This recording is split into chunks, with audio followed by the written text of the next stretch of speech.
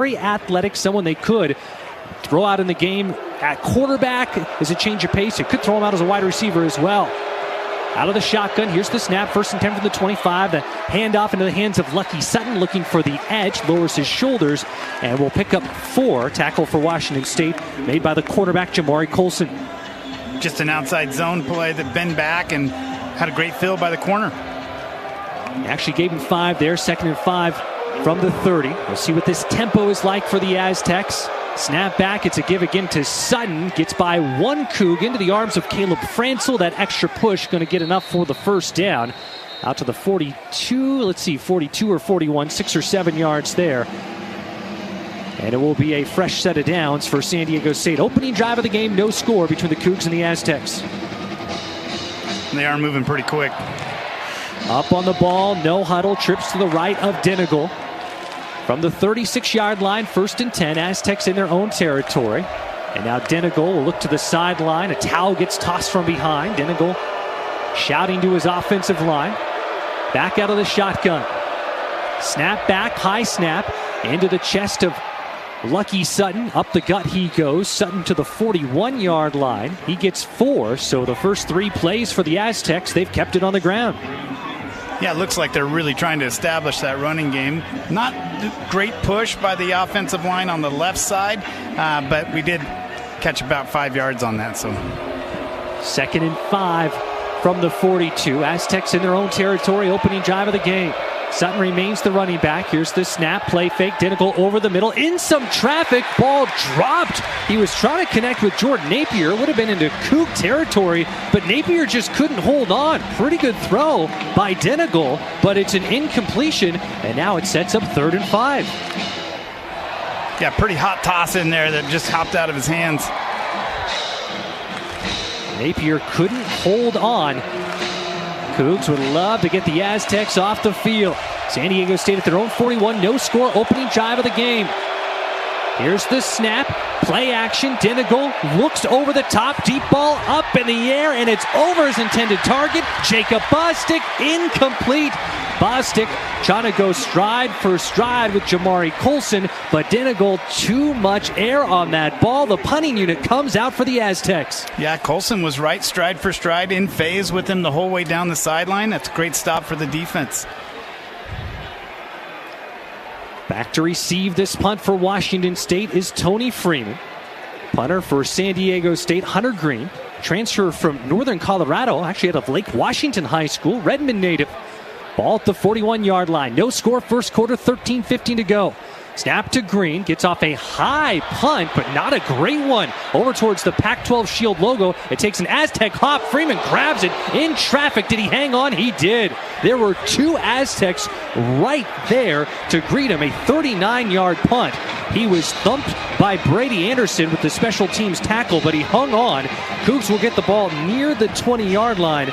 They'll mark him down at the 19. So Washington State forcing a punt, and the Cougs we'll see the offense out on the field for the first time, Grady. Yeah, risky play kind of towards the end there. It was a short punt, took a hop that was going to go down the field. He jumped in front of it, but got hit pretty hard right when it happened. Good stop for the defense. Let's see what the offense can do. This is a WSU defense that allowed just 10 points that last week. 3 of those points was a heck of a job by the defense when Idaho took over at the Cougar 11-yard line. Washington State held the Vandals out of the end zone, made them settle for a field goal. The next drive, the Cougs were able to march down the field, get the game-winning field goal. Here we see Jackson Potter, Angel Johnson in the backfield. Tight formation, 1st and 10 from the 19. Johnson moves to the right of Potter. Here's the snap, play action, gets rid of the ball quickly. Into the hands of the tight end Trey Lechner, looking for the edge, nothing there. Lechner forced out of bounds, only a gain of 1. Immediate tackle by the former Idaho Vandal, Dwayne Dougal, safety for the Aztecs. You see the Aztecs doing some shifts on the defensive line. I wonder if that's something that they picked up on, or if they knew that they could try to some confusion for our offensive line. When you hear the coaching staff talk about Jackson Potter, say he's good at getting the ball out, good decision making, very accurate.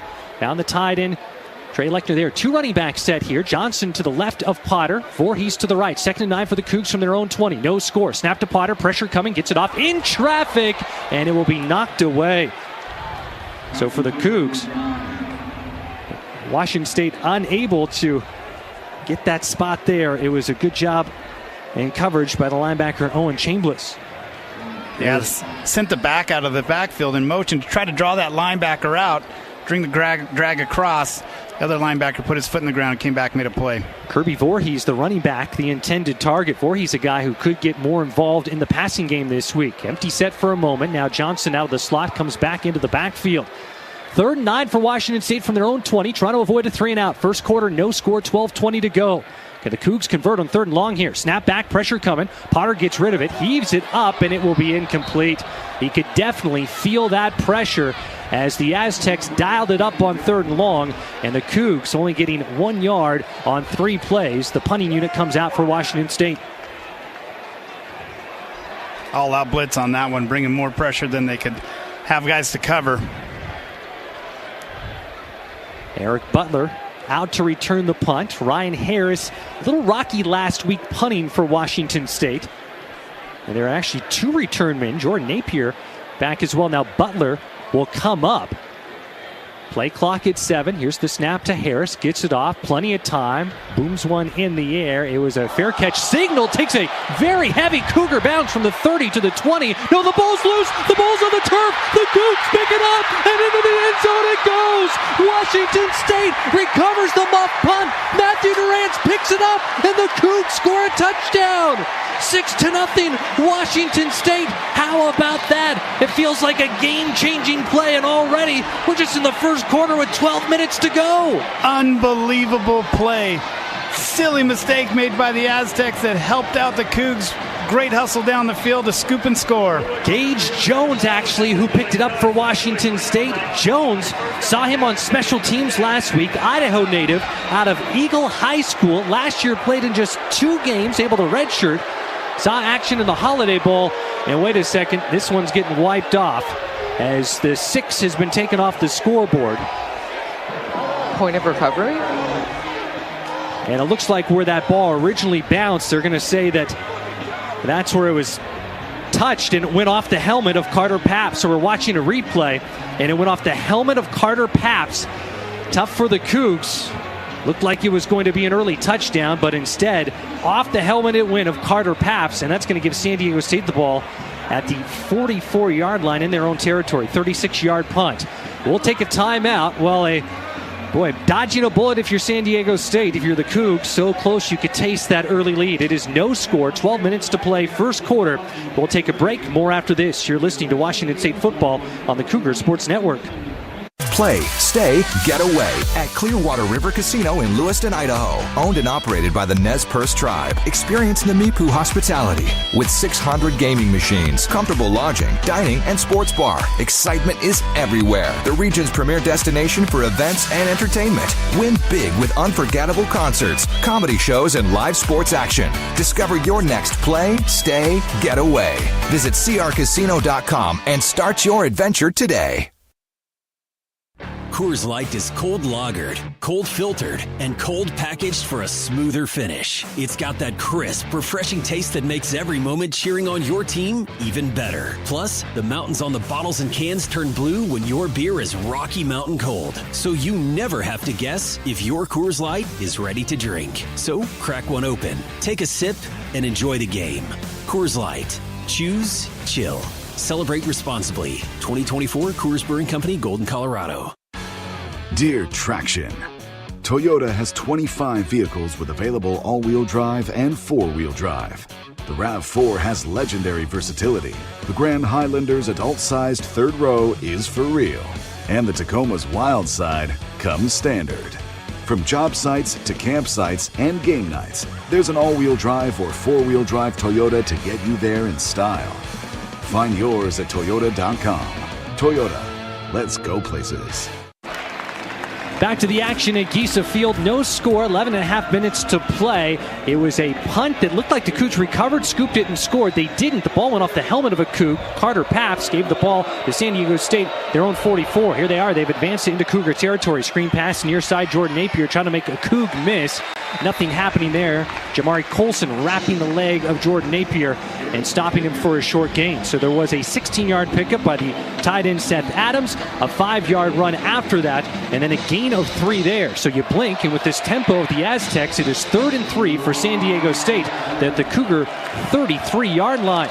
Sutton to the right of Jaden Dinigal, 3rd and short. Can the Cougs get a stop?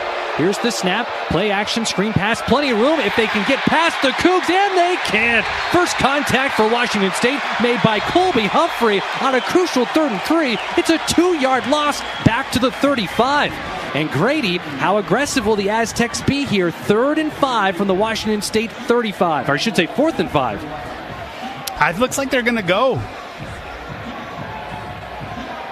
Cougs swapping out some defenders, getting those fresh bodies out there. Jerron Goodman comes in for Washington State. Both teams have had one possession, no score between Washington State and San Diego State. First quarter nearing the 10-minute mark. 4th and 5, Aztecs going for it. Sutton to the left of Dinigal. From the far right hash, here's the snap. 4-man rush. Dinigal with some time. Dancing, looking, surveying. Will heave it deep. Has an open target. The catch is made. That's going to be a touchdown. Jacob Bostic with the reception. The gamble pays off. 35-yard TD strike between Dinigal and Bostic. And the Aztecs strike first. Yeah, just too much time in that play. And one of our DBs fell down, I think, at WSU. DB fell down, and all that time leads to a touchdown. 6-0. Gabriel Placencia on for the point after attempt. Right now, or that gate formation that swings back. Placencia is outstanding. He has made 14 straight field goals in his career. He's 19 of 20. Point after attempts, 23 of 24. Here's the snap. The hold is down. The lefty kicker boots it through, and it is 7-0 in favor of the Aztecs. So on a 4th and 5, Jaden Dinigal finds Jacob Bostic, and Bostic, for the 2nd straight week, has a touchdown catch. Last week in the opener against Stony Brook, Bostic had a 25-yard touchdown catch, the first of his career. So it was a 5-play, 56-yard drive, took 2 minutes. Aztecs got good field position, and they converted on a 4th and 5 in a big way. That will take us to a break. 10 minutes to play. First quarter here at Giesa Field. Washington State will look to answer back. Cougs down to the Aztecs 7-0. You're listening to Washington State football on the Cougar Sports Network.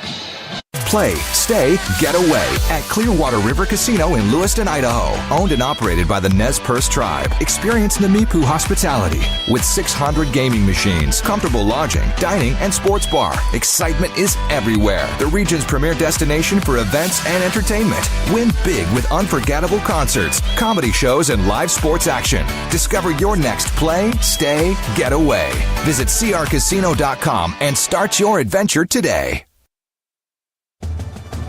Whether you're cleaning up to host a backyard game day party or just powering through your fall projects, you can count on the performance of Steel. From blowers to chainsaws, Steel tools are built to go the distance. With legendary quality and real dealer support, you'll find the right tool and the right team for every job. Steel, proud supporter of your Washington State Cougars. This Washington State University sports broadcast is brought to you in part by Pullman Regional Hospital, the official hospital of Washington State Athletics. Rural communities face unique healthcare challenges. By providing hands-on opportunities for WSU students in health sciences, nursing, pharmacy, and the Elson S. Floyd College of Medicine, Pullman Regional Hospital is helping to shape the future of local healthcare. Learn more at pullmanregional.org. Pullman Regional Hospital and Washington State, partners in excellence. Yeah, the Coug jersey, the hat, and maybe even the license plate. But do you have the Coug debit card that supports Cougar athletics every time you use it? Visit a local Giesa branch or Giesa.com to get your Coug card today. It's Coug Pride, pocket size. Back at Giesa Field in Pullman. Homecoming matchup, Washington State hosting San Diego State.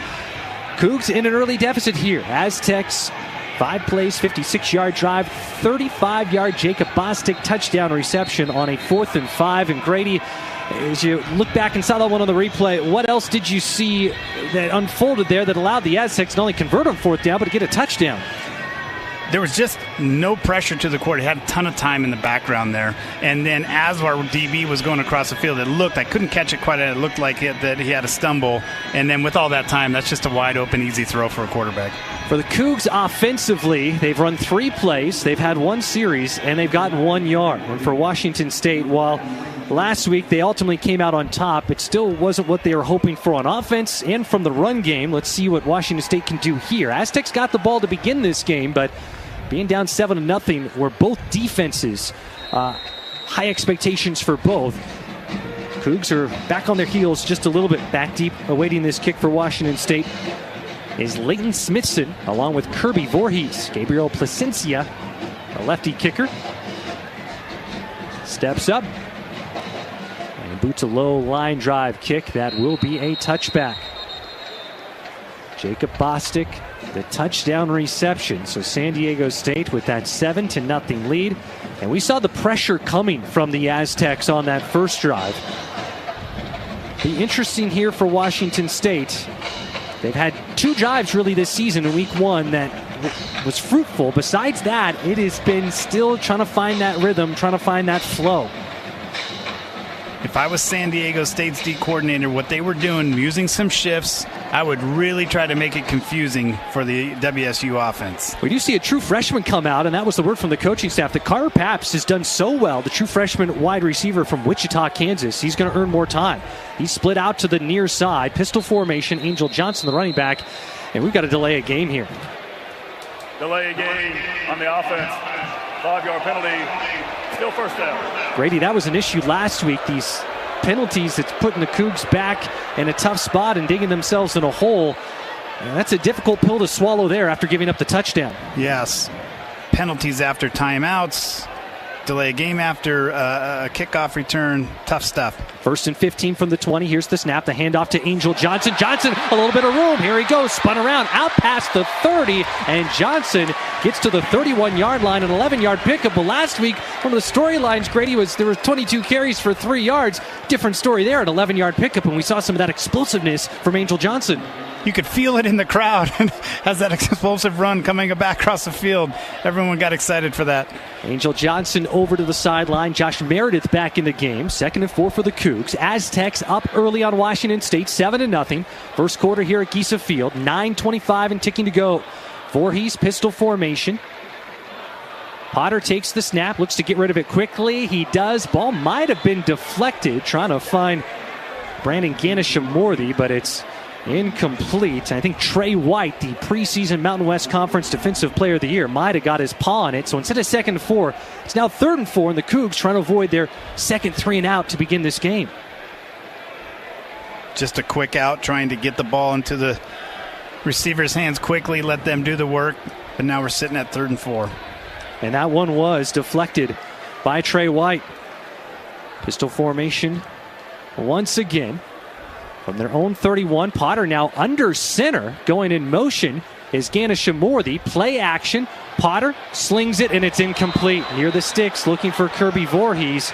And what started out promising, the Cougs gave up a delay of game penalty, but on 1st and 15 got 9 yards, but back-to-back incompletions. And Grady, that has continued on. I don't know if you'd call it tightness that you can feel, but just that being in sync, it's not quite been there with consistency for the Cougar offense. Yeah, it felt a little forced there. It was a bootleg kind of action and, forced in there. But without setting up a run game, it's tough to have any kind of play action. Cougs down 7-0. Aztecs set to get the ball back. Snap to Ryan Harris, the punter. Jordan Napier back at the 30. Backpedals to the 20. We'll call for a fair catch there. Even scooted back to the 19. So maybe the best punt that Ryan Harris has had so far this season. Story so far on a 4th and 4 for the Aztecs from the Cougar 35-yard line. The Aztecs decided to go for it, and it was a touchdown. Jacob Bostic hauling in the pass from Jaden Dinigal. That's the difference in this game. 2 drives for Washington State, both ending 3 and out. We'll take a timeout. The Cougar defense will be back out on the field when we return. Our score, San Diego State 7, Washington State nothing. 9:05 to play in the first quarter. You're listening to Washington State football on the Cougar Sports Network. As proud Cougs, we always find our way back home. At McVay Brothers, we want to help all Cougs improve the value of your home. Hello, I'm Mike McVeigh from McVeigh Brothers Roofing, Siding, and Windows, a proud supporter of Cougar Athletics. The team of professionals at McVeigh Brothers take great pride in helping our customers remodel their homes with new entry doors, rain gutters, siding, roofing, and windows. At McVeigh Brothers, we're working for you.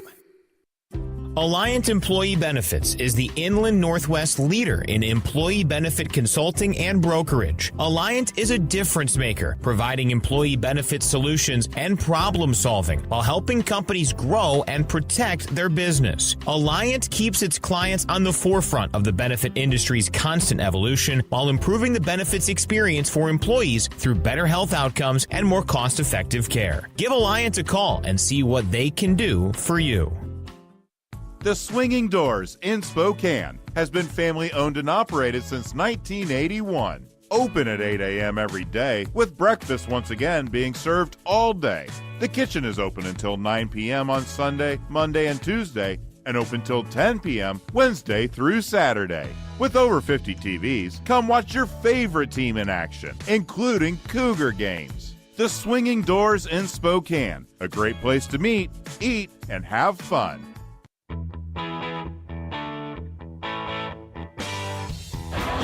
7-0, Washington State down to San Diego State. Aztecs set to get the ball at their own 19, 9:05 to go.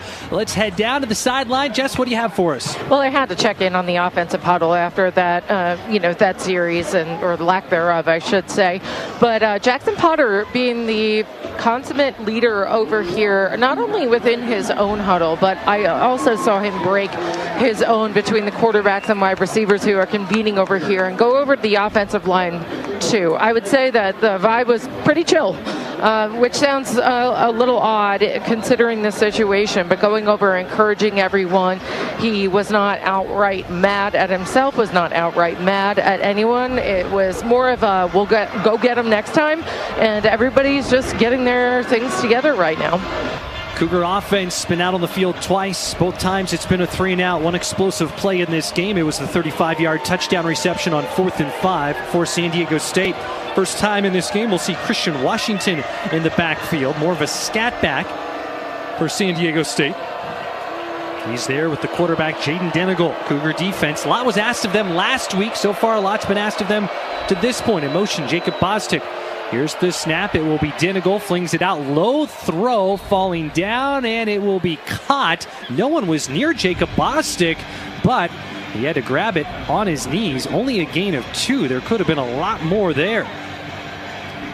Yeah, our linebacker came up didn't go out into coverage, and boy, the quarterback picked up on that, and 17 could have gone a long way. Anthony Polano was giving that pressure to Denegal. 2nd and 8 from their own 21-yard line. A lot is made of the tempo for San Diego State, but sometimes they just kind of get to the line and then will look over to the sideline. That's the case here.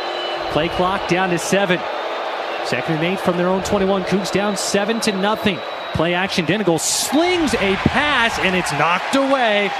Getting a hand on the ball, Kenny Worthy III. A big storyline for the Cougs is how Kenny Worthy III, the redshirt freshman, has taken a big step forward this year after redshirting last year. Played in just one game, which was the opener against Portland State. Great instincts there by Worthy. Kenny Worthy almost had himself a pick 6 right there. Great coverage, jumped the ball right in a good position. And it sets up a 3rd and 8. Fans making plenty of noise here at Gisa Field. Defense looking to force a 3-and-out for the Aztecs. Here's the snap. A little bit of time. Pass is going to be deflected and incomplete. Colby Humphrey draped over the back of the intended target, Jacob Bostic. And I mean that in the best possible way. He timed it to a T and was right there to knock that ball loose. Back-to-back, really impressive plays, Grady, by the Cougar secondary. Again, great coverage, great timing. You're right. He couldn't have timed that any better before having a penalty on that. And that's a great 3-and-out. And it feels like with the offense kind of scuffling here, that felt like a shot in the arm, what the defense was able to provide there. Just giving up 2 yards on 3 plays. Hunter Green on for his second punt. Tony Freeman will wait this at the 30. Here's the punt. Pressure coming. Does get it off. And a good-looking punt. Freeman calls for the fair catch near the 40, so the Cougs will get strong field position, and it could be even better field position as a flag is thrown after Freeman made the catch. It was a 42-yard punt. But we will see. It looked like the Aztecs were getting awfully close to Tony Freeman. The 42 kicking team. The 15-yard penalty from the spot of the foul. An automatic first down. Timeout on the field.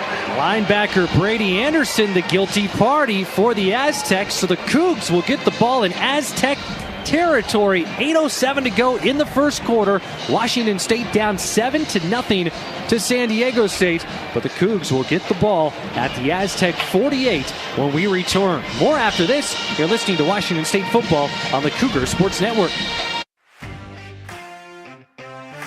Nothing works up an appetite like cheering for your Cougs on game day. So why not cheer them on at Northern Quest with an impressive roster of restaurants and lounges? You can tackle the menu at Epic and catch every play on the 10 by 30-foot screen. Or grab a steak at Maslow's, a fine cigar at Legends of Fire, even a burger from Fat Burger. You know, for your inner linebacker. See more at northernquest.com. Go Cougs! Okay, text from the wedding planner. She's talking about a cake pop mural. Ah, exciting. Ooh, it's $8,000. Oh. I don't know, we're trying to save for a house. Well, you only get married once. Or twice. 3 times tops. There's a lot of bad money advice out there. For knowledge you can trust, come to Gisa Credit Union. Whether it's saving for the wedding or everything that comes after, we can help get you where you want to be. Find a healthier approach to money at Gisa. Toyota gives you the power of choice. Now through September 30th, get 2.99 APR financing on a rugged new 25 Tacoma. Excludes TRD Pro and Trail Hunter. Or lease a well-equipped Tacoma SR5 for $279 a month for 36 months with $39.99 due at signing.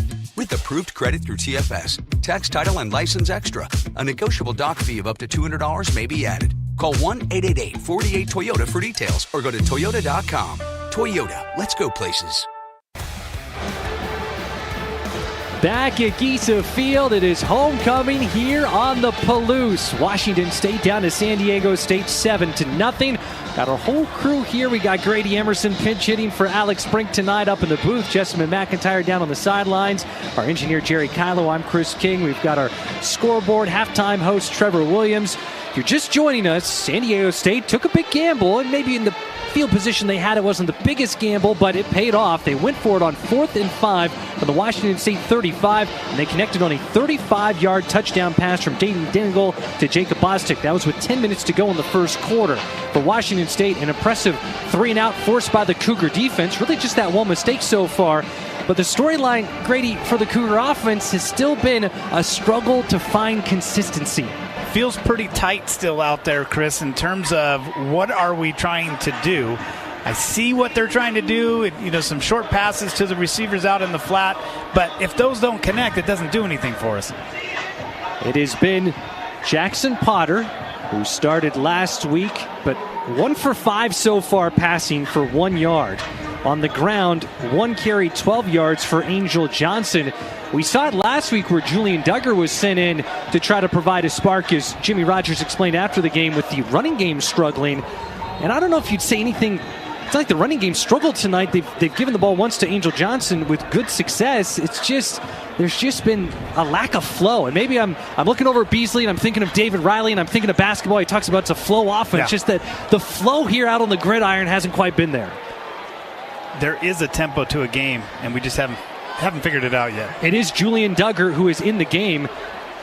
At quarterback is what it looks like. So Jackson Potter over to the sideline right now. Julian Duggar, who had 2 series last week, the transfer from Pitt, the redshirt freshman, went off in Pitt's bowl game. Dual threat, dangerous with his legs. He is in there. 1st and 10, good field position from the Aztec 48. He fakes the handoff, takes it for himself, has some room, and is pinball down to the 42. So a solid pickup there of 6 yards. So again, this is a Cougar offense that had 3 total yards last week, and it'll be just for 1 play. Duggar over to the sideline, Potter back in for the Cougs. Little fly sweep action, and he pulled it. Got himself a nice rush after it, and so we might see this where they're flip-flopping based on scenario here. And if you're San Diego State, you're having to give the Aztecs something else to factor in defensively. Kirby Voorhees to the left of Potter. Carter Paps, the true freshman, seeing more time this week. In motion goes Leon Neal Jr. It is 2nd and 4. Here's the snap, the give to Voorhees. Lowers his shoulders, bullies his way near the sticks. This is going to be awfully close. He's going to be marked down at the 39. Needs to get to the 38. So it sets up a 3rd and 1. Cougs not huddling up on the ball quickly. Down 7-0. 7 minutes and counting to go. Potter under center. Will it be a QB sneak? It will. Potter shoved forward. Oh, this will be interesting on where the spot is. I thought forward progress in the moment looked pretty favorable, but I think they're stopping him short. Grady, the Cougs are going to have 4th and about a half yard to go. I always wonder under center when we get a quarterback that spends most of their time. It makes me nervous how much time if we're under center or not. Tried to get a push from Voorhees afterwards, but I don't think we made it. Cougs did not, and it will be a full yard to go. So we saw San Diego State go for it on a 4th and 5 at the Cougar 35 and got a touchdown for the only points of this game. Close to the halfway mark of the first quarter. Cougs down 7-0. They will be going for it. 4th and 1 at the Aztec 39-yard line. Out of the pistol, Voorhees, the running back. Here's the snap. The handoff to Voorhees, and he plows ahead. He should have it. And we're waiting for just that official indication, and the chains get waved forward. Cougs, the gamble pays off. 4th and short, they go for it. Voorhees needed 1. He picks up 2. It felt like a play that was, we got to be able to get 1 yard here. Good push by the line, and it just sticking his head in there and getting that first down. And I think of the word confidence, Grady, for this offense as it's trying to find its rhythm. That is a nice play to kind of add to the confidence where you can convert on 4th and short. Hunter Cedarland in at tight end. 1st and 10 for the Cougs from the Aztec 37, down 7-0. Snap, play action. Potter surveying, has some time over the middle, looking for Carter Paps. Makes the catch. The true freshman to the 5-yard line. Shoved out of bounds at the 3. The first explosive play of the night for the Cougs. And Washington State has it 1st and goal after the 34-yard strike. Play action pass, long developing play. Great job by the offensive line picking it up. Now can the Cougs punch it in here, down 7-0 for the first time tonight. Washington State has entered the Rose Hours red zone. Carter Paps, talking to Danny Freund, offensive coordinator this week, has said he's just got to play more. He said in Wednesday's practice had something like 150 yards. A true freshman who's earned that playing time. Voorhees the running back. 3 tight ends in the game. Here's the snap. Play action, little dump off, and it will be close to the end zone. Pass is caught by Trey Lecter. It is a touchdown! Potter to Trey Lecter, and the Cougs answer back. Washington State getting great field position, going for it and converting on 4th and short. 34-yard strike between the redshirt sophomore quarterback Jackson Potter and the true freshman Carter Paps. And it's Trey Lecter who hits pay dirt on that 3-yard catch for Washington State. 7-6. Cougs within 1 point after pending. 5:18 to go in the first quarter. Saw a whole host of Lechner jerseys out in the lot. They're going to be happy tonight. The easy drive, all things considered, from Snohomish for the Glacier Peak High School product. Here's the point after attempt. It is up, and it is drilled by Jack Stevens. In 2 minutes and 49 seconds, the Cougs put together a 6-play, 48-yard drive. Washington State ran the ball 4 times, including one by Julian Duggar. So the Cougs bringing him out just for a running play, then back to Jackson Potter. And we are tied up at 7 apiece here in this homecoming matchup at Giesa Field. A classic example of just consistency moving forward. No penalty, no going back, anything like that. And that helps sustain those drives and confidence as you go down the field. 7-7 the score. So Potter now 3 of 7. For 38 yards and that touchdown.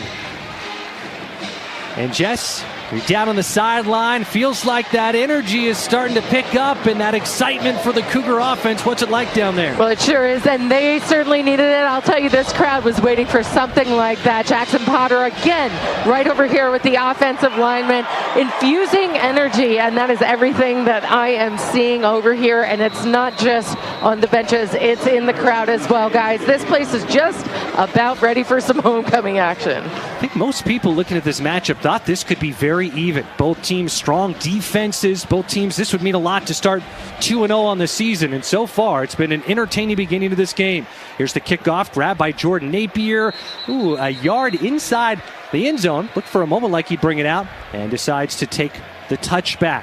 5:18 to go, and Grady, I go back to Carter Papps there, and Jackson Potter's looked awfully good on that drive, and that was a strong pass to Carter Papps. But this is a guy who is a true freshman, and here in his second game of his college career, the word we're getting from the coaching staff is, hey, we can't keep this guy off the field. He has done so well. He owns the single-season state receiving touchdown record in Kansas and the all-time receiving touchdown record in Kansas. Going to be an exciting player to watch. And only a freshman. 1st and 10 from the 25. They keep it on the ground. Lucky Sutton, the ball carrier. Sutton has Ram Stevenson jump on behind him. Actually, Caden Beatty, who was able to bring him down at the 31. 6-yard carry for San Diego State. So as the Aztecs were able to draw first blood in this game, Cougs responding. And let's see how the Aztecs are able to answer back on offense, or if this Coug defense can keep building on this team momentum. 2nd and 4, the Aztecs are on 31. In motion, Napier, faking the handoff. Denegal will keep it for himself. Upended near the sideline. Colby Humphrey right there to stop Denegal, the quarterback, for no gain. Grady, I feel like this secondary deserves a lot of credit, especially these guys who have come over from South Dakota State. Solid unit, and I wonder, since they played together, that's one of the highlights of the team, is just being that confidence that's played together. Talking to Jesse Bobbitt, Cougar defensive coordinator this week, saying, hey, we might rotate a little more at safety and linebacker, and that's when we saw Kenny Worthy III early and did a great job breaking up a pass. Cougs with Jack Ellison in the game, the backup to Anthony Polano. Cougs have to make a substitution here. Caden Beatty will trot out, and also scampering over the sideline is Darian Dalton, and we will have a timeout. So maybe a little gamesmanship there by Washington State, trying to milk as much time as they could. Out of the half. San Diego State, 30 seconds. And then forcing the Aztecs to take a timeout. I think that was a situation where the Aztecs subbed, and then we have that time. Because all of a sudden I was like, we're going to have way too many guys on the field. But no, there was definitely a method to the madness there for the Cougs. So the Aztecs forced to burn a timeout. 4:01 to play, first quarter. Washington State 7, San Diego State 7. It will be 3rd and 4 for the Aztecs at their own 31. Well, Cougar Nation, each time you bring your Toyota vehicle to be serviced at a local and participating Toyota dealership, you can receive a premium Washington State giveaway item as a member of the Toyota Rewards Program. Stay tuned for more information on how to become a Rewards Program member. Cougar defense looking to force their second straight 3-and-out. Wide receivers near side stacked, led by Jordan Napier. Jacob Bostic right behind him. One split out wide to the right. Lucky Sutton, the running back. Here's the snap. Pressure coming from the Cougs. Denegal heaves it up deep, high in the air. This will be incomplete, out of the reach of his intended target, Donovan Brown, the deep threat guy. They go for the bomb on 3rd and 4, and the Cougs force an incompletion. Great job by this Cougar defense. They brought everyone on that play, and so that was more of a release Hail Mary, see what happens. It was a great play. Good stop. Get the ball back into your offense's hands. That's a classic, great defensive stop. Ride the momentum here. Back-to-back 3-and-outs for the Aztecs. Cougs were down early 7-0. It's now a 7-7 score. First quarter, 3:54 to play. Washington State set to get the ball back. Hunter Green on to punt. Tony Freeman back deep. Low punt. Goes away from Freeman. Will play it on a hop. Nice shake or juke move out to the 30. That's where he's tackled from behind. And in the game, there's ebbs, there's flows, there's shifts in momentum, and it feels like, Grady, the pendulum has been swinging towards Washington State here for this last 5-6 minutes of game action. Couple big stops by the defense, and a great drive and some exciting plays. And again, those exciting, explosive plays. What do you think? And having good field position helps, but on that last drive, what do you think was kind of the magic sprinkled in that got things going that the Cougs will look to have carry over to this drive? Well, it was interesting when you bring in Julian. Sparks a little offense there, and so maybe that's something that they're going to toy with. Julian Duggar, one of those Cougar quarterbacks competing for the starting job, ultimately going to Jackson Potter, was out there for the first play of the last drive at a 6-yard carry. That's all we saw of him. Leo Pulalasi in the game for the first time. Little pop pass into the hands of Angel Johnson, near side, looking for the edge, and he shoved out of bounds. Had he been able to successfully turn the corner, there was more there. Still a successful run. He gets 4 yards, and Grady, for a team that had 22 carries for 3 yards last week, it's looked a lot better here tonight with the run game. Definitely. Exciting to see him get out there. You're right. If he could get that turned upfield a little bit. At least for the Cougs, a lot of times last week just kind of off schedule and playing with 2nd and long and 3rd and long here. 4-yard pickup. It is 2nd and 6 for Washington State. 5 wide for the Cougs. Empty set here for Jackson Potter. Snap back to Potter. 4-man rush. Sets his feet. Puts it up for Leighton Smithson, who didn't see where the ball was thrown. Not a bad back shoulder toss from Jackson Potter. It was just Smithson who wasn't able to track it down. For a moment there, it looked like it was going to be a perfect throw, but then you realize that he wasn't tracking it. Potter put it in a pretty good spot. Again, it was just Smithson was unaware where Potter was trying to toss that ball near the far sideline. So Leighton Smithson over to the sideline. Cougs will send in Trey Lechner, the tight end.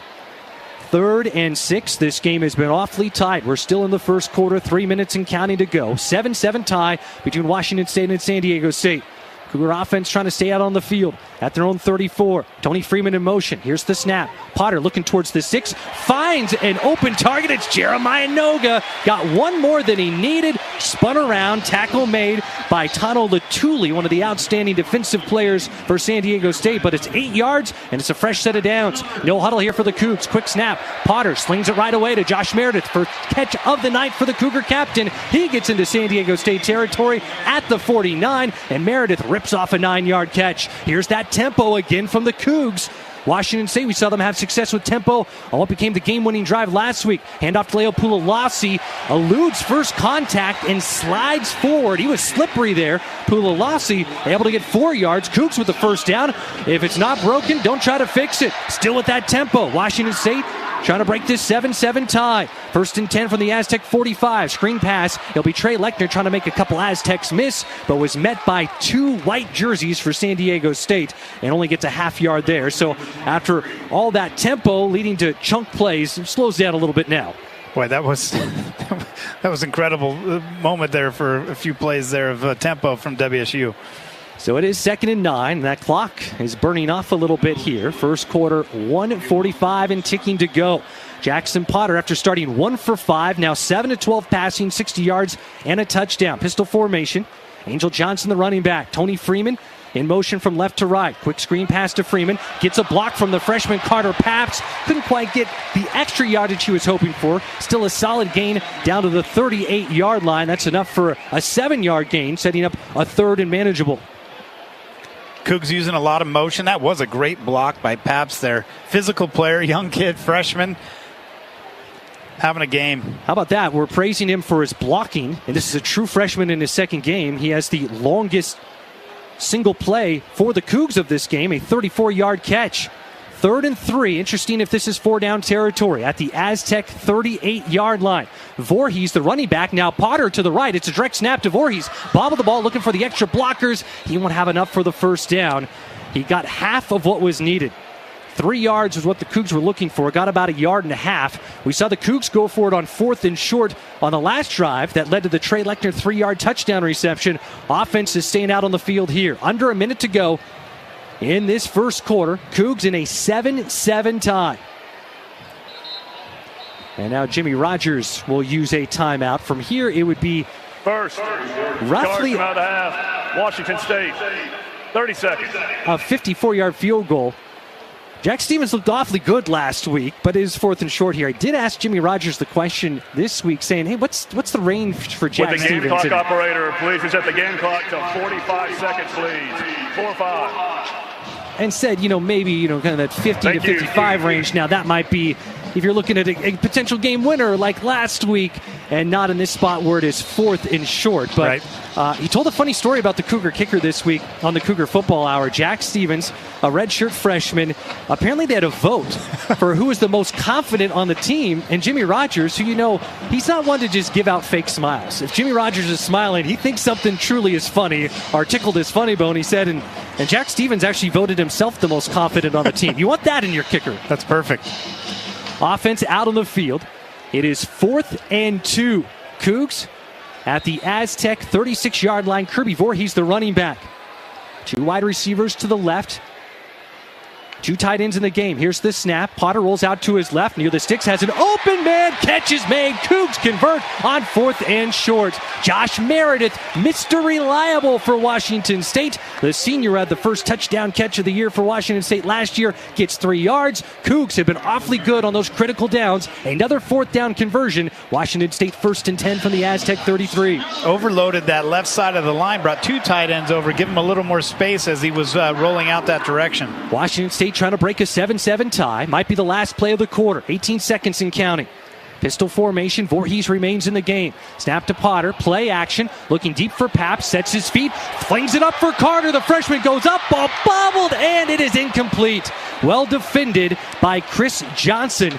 Johnson ranked the number 1 draft-eligible cornerback in the Mountain West by Phil Steele. Honorable mention All Mountain West last year. A shot that makes sense. Paps almost came down with it. Credit to Johnson, just well defended. Just a touch. Just a touch on the outside more.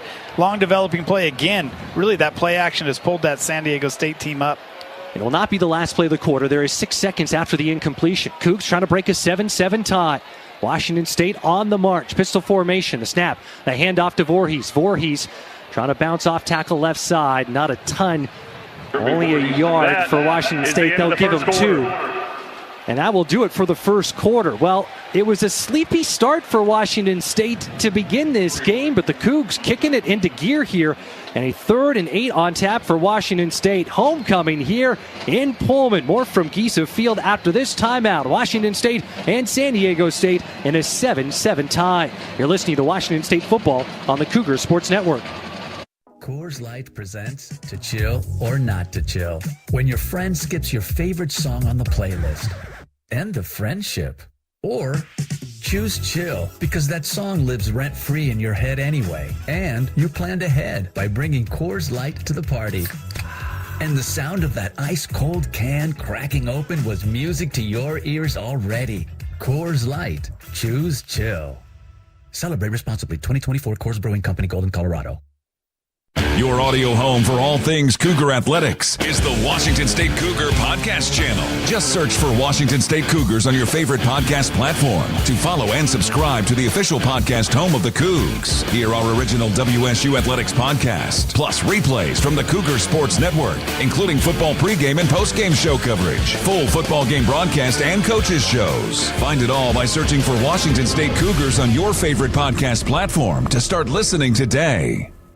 So you want somewhere to play? We got you. A nice relaxing stay? We got you. Wanna be entertained? We got you. Wanna play golf all day? We got you. Go to Lake Casino. Winning is just the beginning. So you're looking for something to do? We got you. Want some tasty food? We got you. Heard you wanna do some shopping? We got you. The live music is always popping at the Go to Lake Casino. At the Go to Lake Casino. Go to Lake Casino. Winning is just the beginning.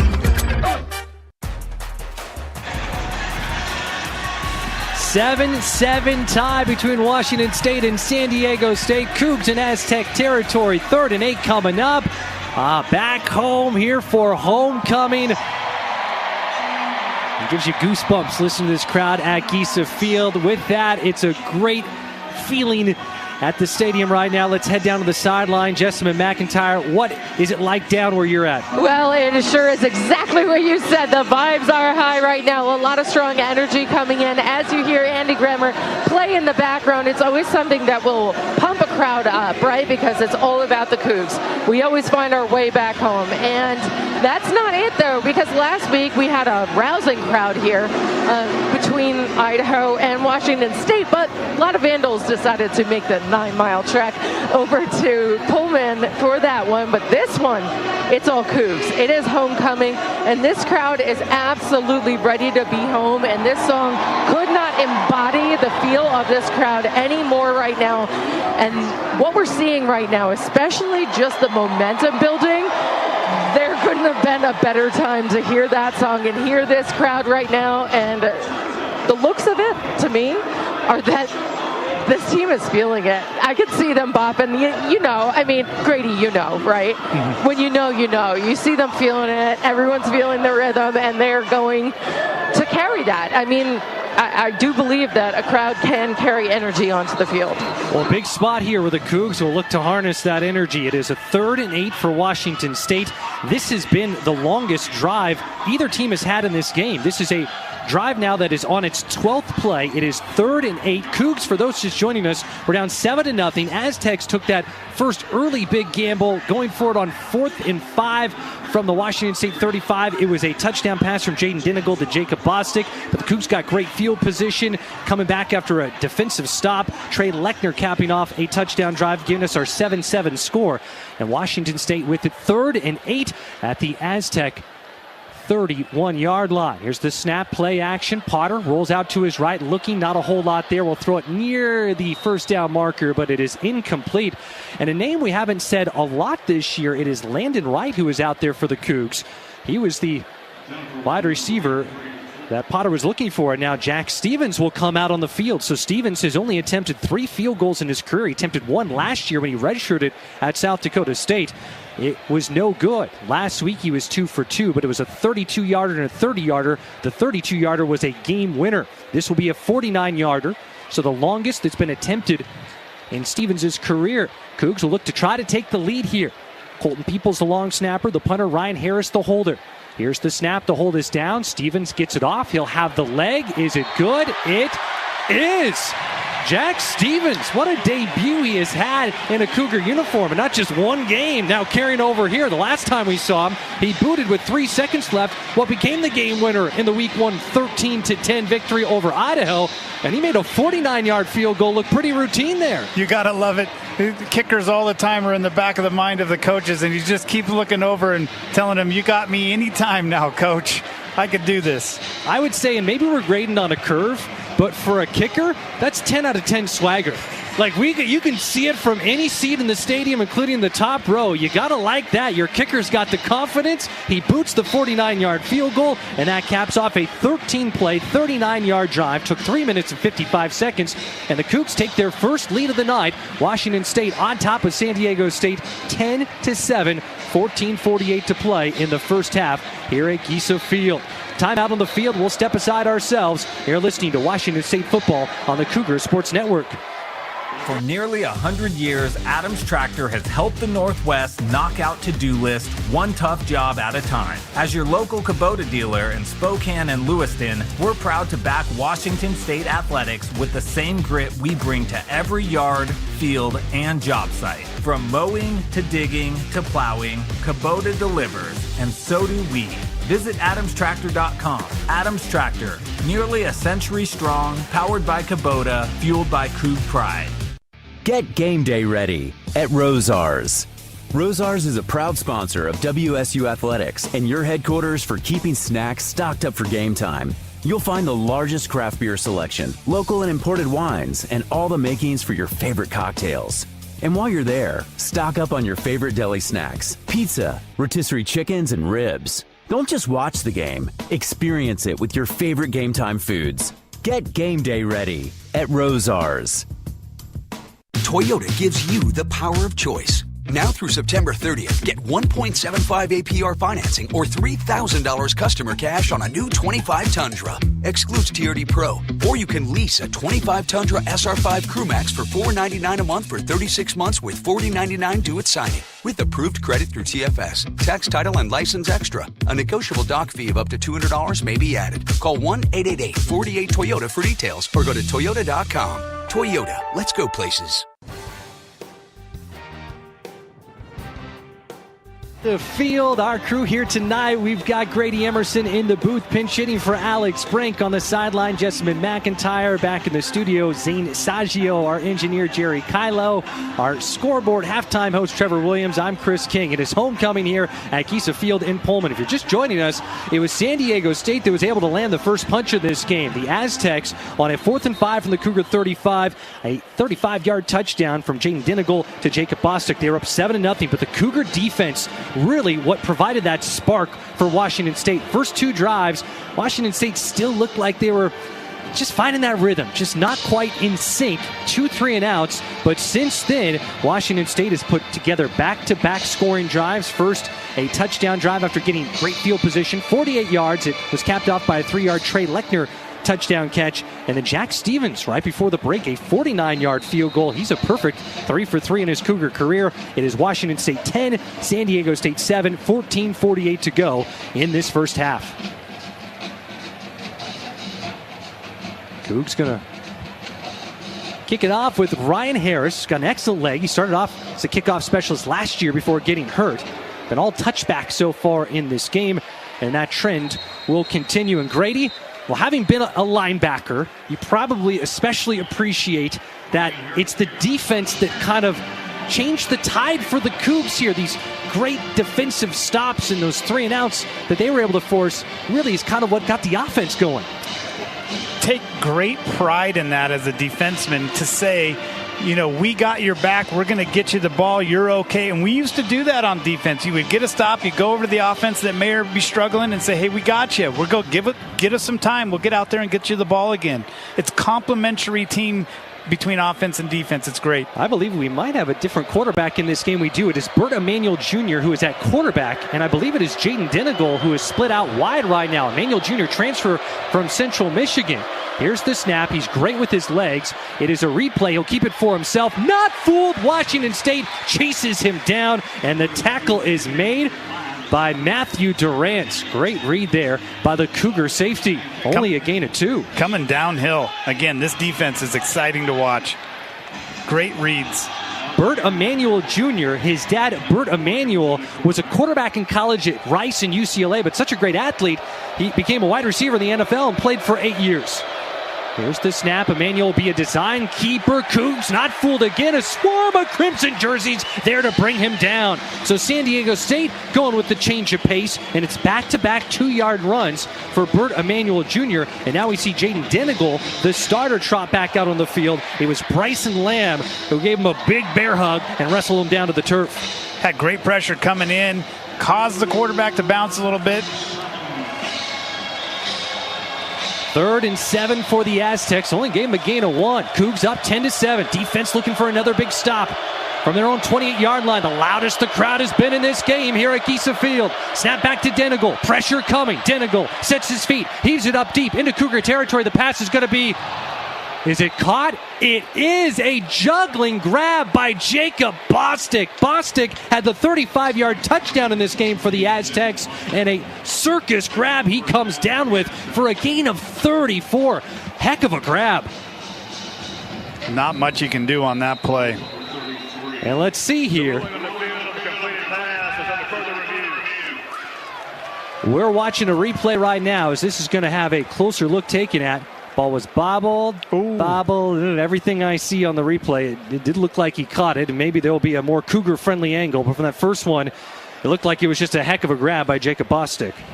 Yeah, we had great pressure coming up. He got rid of the ball. Colby Humphrey was there. It's tough to when you make an excellent play, there's not much you can do defensively on that. 13 minutes, 15 seconds to go first quarter. Maybe there's a more Cougar-friendly angle. Okay, so what we see here, and Jets was the first to point it out, when you really slow it down, the nose of the football looked like it might have scraped the turf a little bit. This is a huge review, because if there's enough there to overturn it, then that was a 3rd down, and instead of San Diego State getting the ball in Cougar territory at the Washington State 33, it goes back all the way to the other side of the field, 34, and it's 4th down. Jess, what do you see from down there? Everything that you guys were originally saying from a field perspective, because I'm standing right here where the catch I thought was made. That replay clearly shows the ball hitting the ground, and I think the refs right now are going to allow us to know that.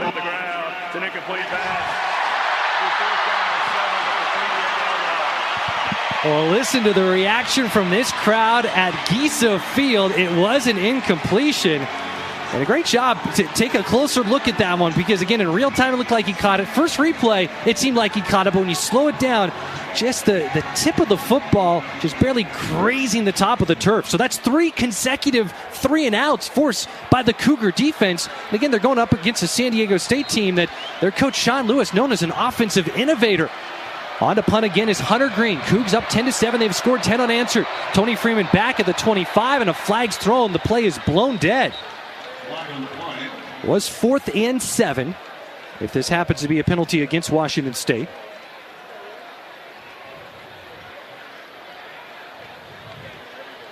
Waiting to hear the call. Looks like they're backing up. Prior to the snap, ball start. Number 17, offense. 5-yard penalty, still 4th down. That penalty. With the game clock operator, please reset the game clock to 13 minutes, 15 seconds. 1-3-1-5, please. Thank you. Going against the safety, Deshaun McEwen. So Cougs prime for even better field position. Hunter Green now back at his own 8-yard line. The punter awaiting the snap. Tony Freeman at the 32, anxiously awaiting the punt to come his way. Here's the punt. Green gets it off a high booming kick. Freeman will have to backpedal. Great punt by Hunter Green, the Redmond native playing for San Diego State. Freeman collects it on a hop, turns near sideline, forced out of bounds. And in front of the Aztec bench, he gets to the 19. 67-yard punt for the Northern Colorado transfer. 13 minutes, 4 seconds to play in this first half. Washington State up 10-7 on San Diego State. We're ready to book your next global getaway. Earn more rewards more often with Atmos Rewards by Alaska Airlines and Hawaiian Airlines. It's the #1 airline rewards program according to U.S. News & World Report, and your invitation to explore over 1,000-plus global destinations. Cougs have scored 10 unanswered, looking to build on their 10-7 lead.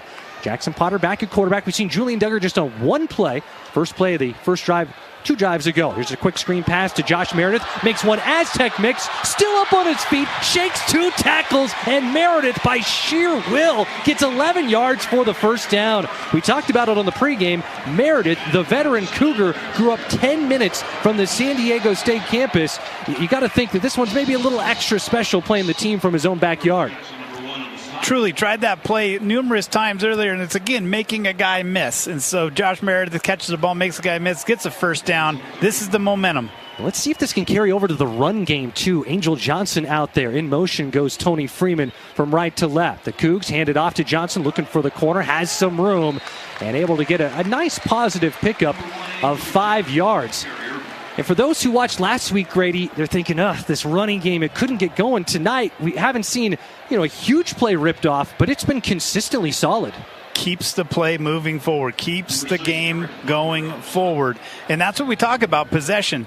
So defense is doing its job. Offense gets the ball, march the ball down the field. Cougs up by 3 with the ball. Under 12 minutes to play first half. It went down as a 4-yard carry for Angel Johnson.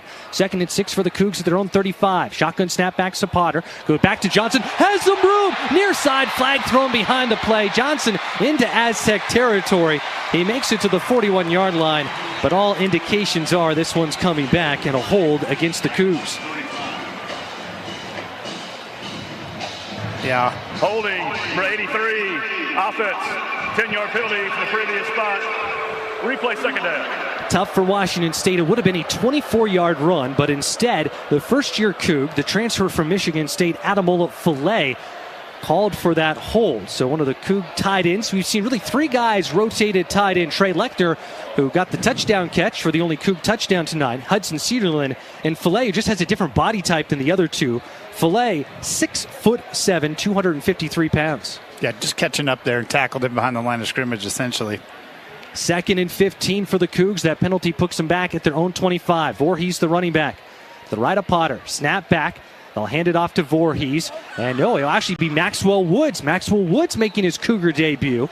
He gets 4 yards. It will be 3rd and 11. So Maxwell Woods, one of the 3 very talented running backs transferring from South Dakota State, following this coaching staff to Washington State, has been banged up, but making his Cougar debut with that carry right there. So we have had a number of different Cougs. There have been 4 different running backs who have carried the ball in this game tonight, but it's a 3rd and 11 here.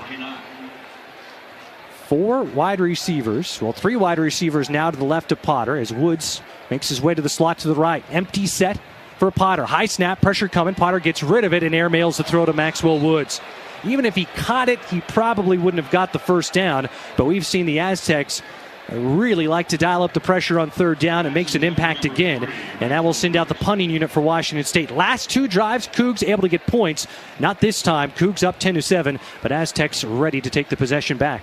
Especially with an empty set there. Defenses love to bring the pressure and just go zero coverage. Jordan Napier back to return the punt. Ryan Harris awaits the snap. We had some movement on both sides. Let's see who this ultimately will be on. We saw the Aztecs move it first, but I don't think that's going to be on the Aztecs. I think the Cougs will have this one go against them. Maybe Hudson Cedarland. Well, listen in. Prior to the snap, ball start, number 23, offense, 5-yard penalty, still 4th down. It'll be Trey Lechner instead of Hudson Cedarland, but that moves the Cougs back by 5 yards. Big picture, Grady, this game has felt like what we expected going in. Kind of lower scoring. Defense would be what maybe would have the upper hand, and you just sprinkle in those more explosive offensive plays. It's lived up to a close, tight billing that we thought coming into the night. Really would have liked to see more sustained drive because, again, this is going to be a possession game. That holding penalty really hurt the Cougs there. Ryan Harris takes the snap back at the 10. Pressure coming. Does he get it off? Just in time and by a hair. Jordan Napier actually has to back up.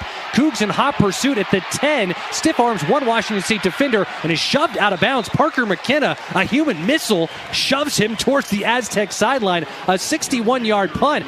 I'm not sure in real time how Harris got that one off cleanly, and what he ultimately did was have the best punt of his Cougar career.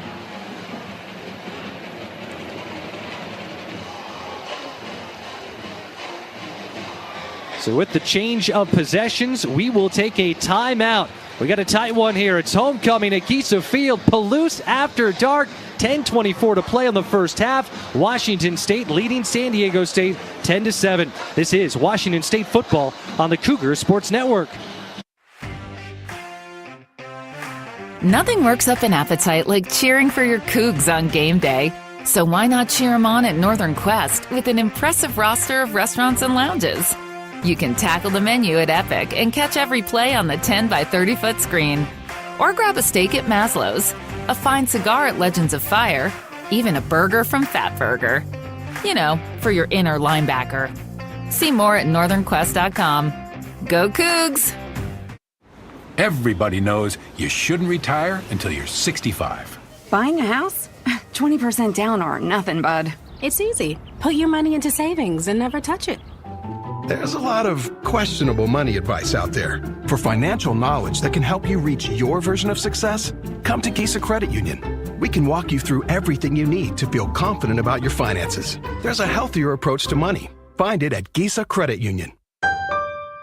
Giesa is an equal opportunity lender.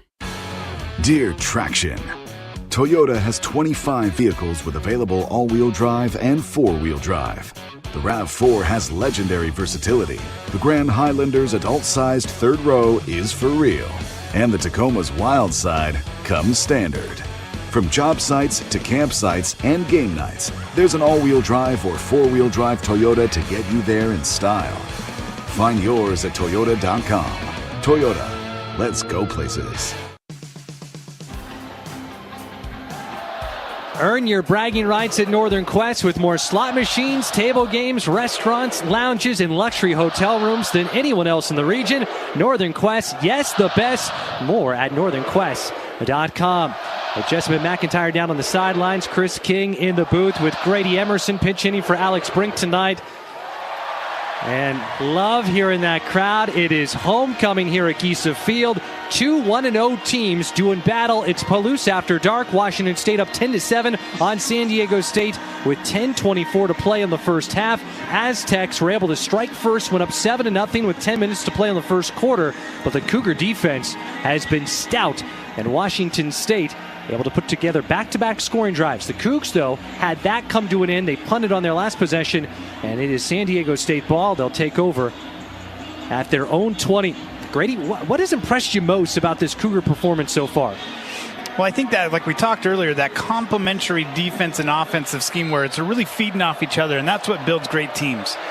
Jaden Dinigal back in at quarterback. Here's the snap. They go on the ground. A big opening up the gut. The Cougs do their best to close it up, and it will be First carry we've seen in a while from Christian Washington. Heavy, Lucky Sutton. We saw, especially in that first drive, a lot on the ground, but since then mixing it up, it's going to be a gain of 7.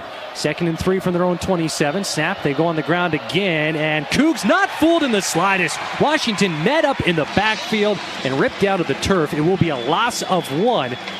And for Washington State, the defensive stop for the Cougs. Doing a nice job there. It's Michael Hughes. So we see that depth, that rotation at defensive end. Michael Hughes, not a name we've said a lot in his Cougar career, but making the most of that opportunity there. It's great to see because once you have that depth, you can just roll guys in and out. Aztecs at the 26 in their own territory. 3rd and 4. Cougs have been good on 3rd down in this game.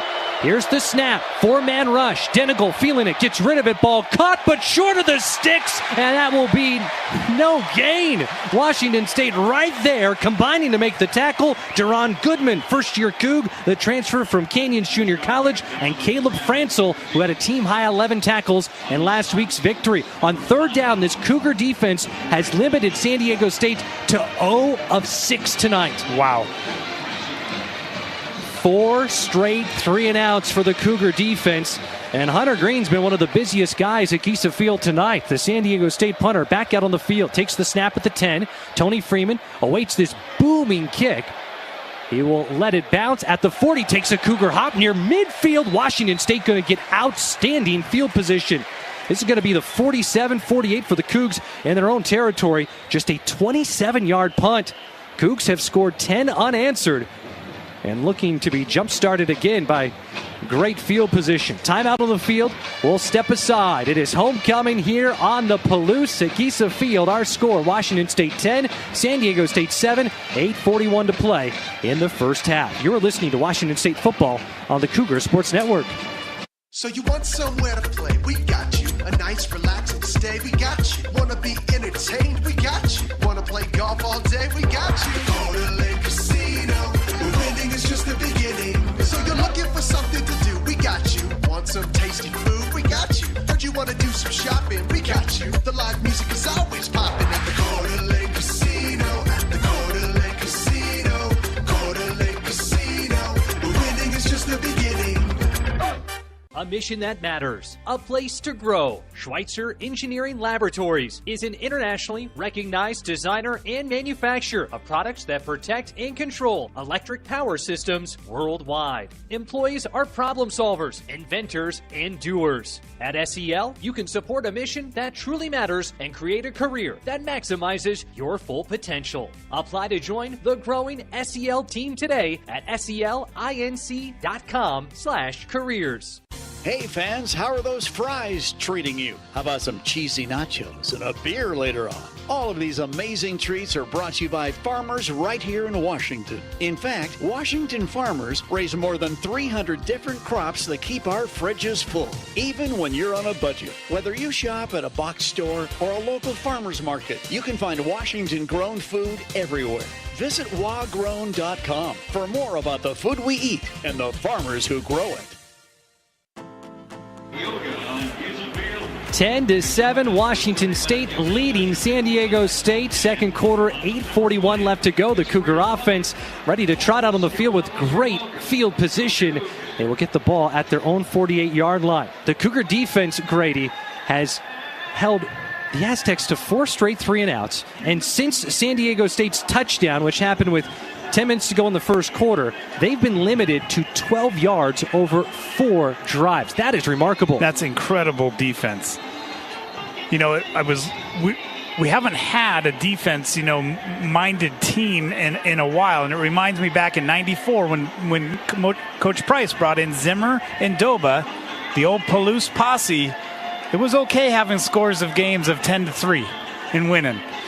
This has been about as impressive as you could possibly hope for from the Cougar defense through game 1 and then here in game 2 to this point. And they did give up that one touchdown. It was a 4th and 5, 35-yard touchdown strike. But outside of that one blemish, it has been awfully good. 2 running backs in the game for the Cougs. Leo Pululasi to the left of Jackson Potter. Angel Johnson to his right. 1st and 10. The Cougs give it actually to Kirby Voorhees, who's in the game. Voorhees swim move, still going, and he makes it into Aztec territory to the 40-yard line. 12-yard pickup. Interesting comparison I heard from WSU offensive coordinator Danny Freund, describing Kirby Voorhees kind of like a Cameron Scadaboo type player who started out at Sacramento State, then really flourished at Arizona State, and now in the NFL. Hard to tackle. Looked just stout running through there. Hard to tackle. A big-time weapon for this Cougar offense, and a Cougar offense that was limited to 3 total rushing yards last week. Now the Cougs have 52 rushing yards in the game. 1st and 10 at the Aztec 40. Quick screen pass. Potter gets it out right away into the hands of Tony Freeman by one good block by a Cougar wide receiver from Brandon Ganesha-Morthy. Attempting to turn the corner, makes it to the 34. Ultimately a 6-yard pickup. Starting to see a little of the inside run plays, bounce it back out to the outside, drawing that defense in and out, keeping them on their heels. 2nd and 4. Jack Stevens getting in his range. The Cougar kicker hit a 49-yarder to give us our current score of Washington State 10, San Diego State 7. 7.5 minutes to go in the first half. 2nd and 4 at the Aztec 34. Cougs keep it on the ground. Voorhees loses his footing and ends up getting dropped for a loss of 2. Voorhees just looked like he was in quicksand. So instead of 2nd and 4, it's now 3rd and 6. Interesting part of the field here, too, how this next play and ultimately 2 plays could go for Washington State. Yeah, there was a moment there he thought he was going to put his foot in the ground and cut up, and just didn't have the space, and then broke it outside and slipped. Leighton Smithson, Carter Paps in the huddle. Paps, a true freshman, seeing more action this week. The wide receiver out of Wichita, Kansas, had a 34-yard catch. Longest reception for the Cougs in this game. 3rd and 6, big play. Play action. Potter gets rid of it near the sticks. Finds Josh Meredith. Loses the ball, and it is recovered by San Diego State. Let's see. Was it a reception and a fumble? A catch and a fumble recovered by the defense. First down. It is Brady Nasser who comes away with it. And a nice job by Leighton Smithson, who last year was a safety for the Cougs, just moving back over to wide receiver. Right. A quick tackle. Otherwise, there was not a whole lot of crimson in front of Nasser in about 60 more yards. So we're watching the replay. This is tough for Washington State because if you cough up the ball there, you maybe could have gone for it on 4th and short, attempt a long field goal with Stevens. Otherwise, it's going to give San Diego State good field position. And, was the ball on the ground? It looked like the ball was on the ground. Yeah, or his elbow or forearm. We got to take a look at this. So, his forearm. The receiver completed the process of the catch and was down at the 31-yard line. It'll be 4th down. There we go. So it is not a fumble for Josh Meredith. His forearm, and as you said, Grady, the ball and the forearm at the same time were on the ground before it was dislodged. So it is a 4th and 2. Jack Stevens had been hovering around, but he will ultimately drift back towards the Cougar sideline in front of the student section on the far side from us. The Cougar offense will stay out on the field. Washington State up 10-7 on San Diego State. First half, 6:44 to play here at Giesa Field in this homecoming matchup. 4th and 2 for the Cougs at the 32. Voorhees, the running back, out of the pistol. Potter takes the snap. They give it to Voorhees, and he is met up and dropped for a loss. Cougs try keeping it on the ground with no success, and none other than the Mountain West Conference preseason player of the year, Trey White, there to break things up and to make that tackle for a loss. White, a Nagurski Award watch list selection, top 5 in the nation last year in sacks and tackles for loss per game. And he comes through with a big stop there. And it's kind of like what we're expecting. Both defenses are going to come up with some big stops. And that time, it was the Aztecs coming through. Yeah, White just came down, got underneath the tight end there, and there was just nowhere for Voorhees to go. Well, this Cougar defense has had 4 straight 3-and-outs that they have forced for the Aztecs. It's a lot to ask to keep that going, but that's the job. That is the job, Grady, as you know very well from your playing days here. From their own 31, empty set, Jaden Denigal takes the snap, gets rid of it quick, and it will be incomplete. He got popped a little bit as he was throwing the ball, trying to find Jordan Napier, but it was Ray M. Stevenson to make contact, the veteran Coug, who is one of the team's 6 captains. Tucker Large was right there. I mean, the speed of this defense is impressive. More and more that we watch it. Cougs haven't had a sack this season. It'll be interesting when that first one happens. At their own 32, it is 2nd and 10. Cougs a 3-point lead. Aztecs with the ball. Both teams have had to fight tooth and nail for every point up on the scoreboard right now. Snap back to Denigal. Fakes the handoff, gets rid of it. Man over the middle. It's Napier upended by Tucker Large, and hopefully he will be getting up because he is slow to get up right now. A gain of 13 yards.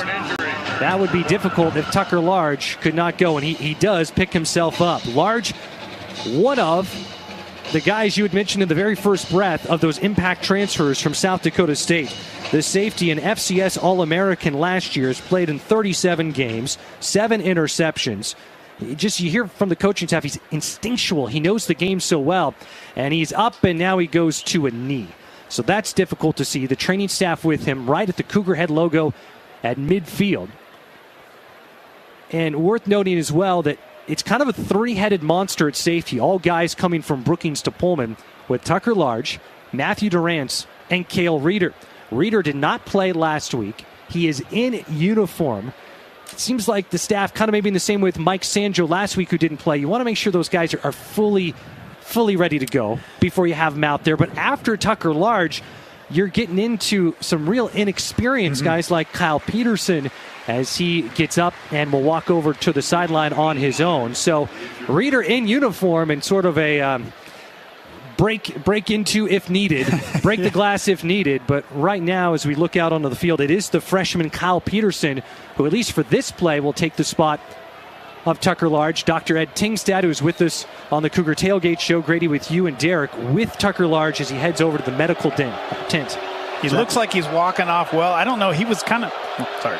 Well, 1st and 10 from their own 44. Screen pass. Cougs break it up. Napier battles to get back to the original line of scrimmage. That was it. And continue your thought, Grady, on what you saw from Tucker Large.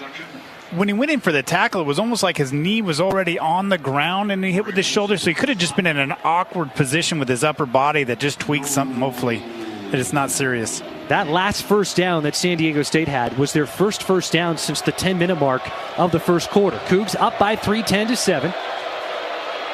It is 2nd and 10. Here's the give. Sutton, the running back, looking for the corner. Nothing there. Upended, sandwiched. Parker McKenna in on the tackle. Matthew Durrance helping out as well. It will go down as a pickup of 4. That was an incredible linebacker play by Parker. He comes up, takes on the lead block, bounces out, suplexes the guy on the on the 50-yard line. That's the best way to describe it. I mean, he was up in the air. Cougar defense, another chance to get a 3rd down stop. On 3rd down in this game, San Diego State 0 of 6. 5 minutes to go in the half. Cougs up by 3.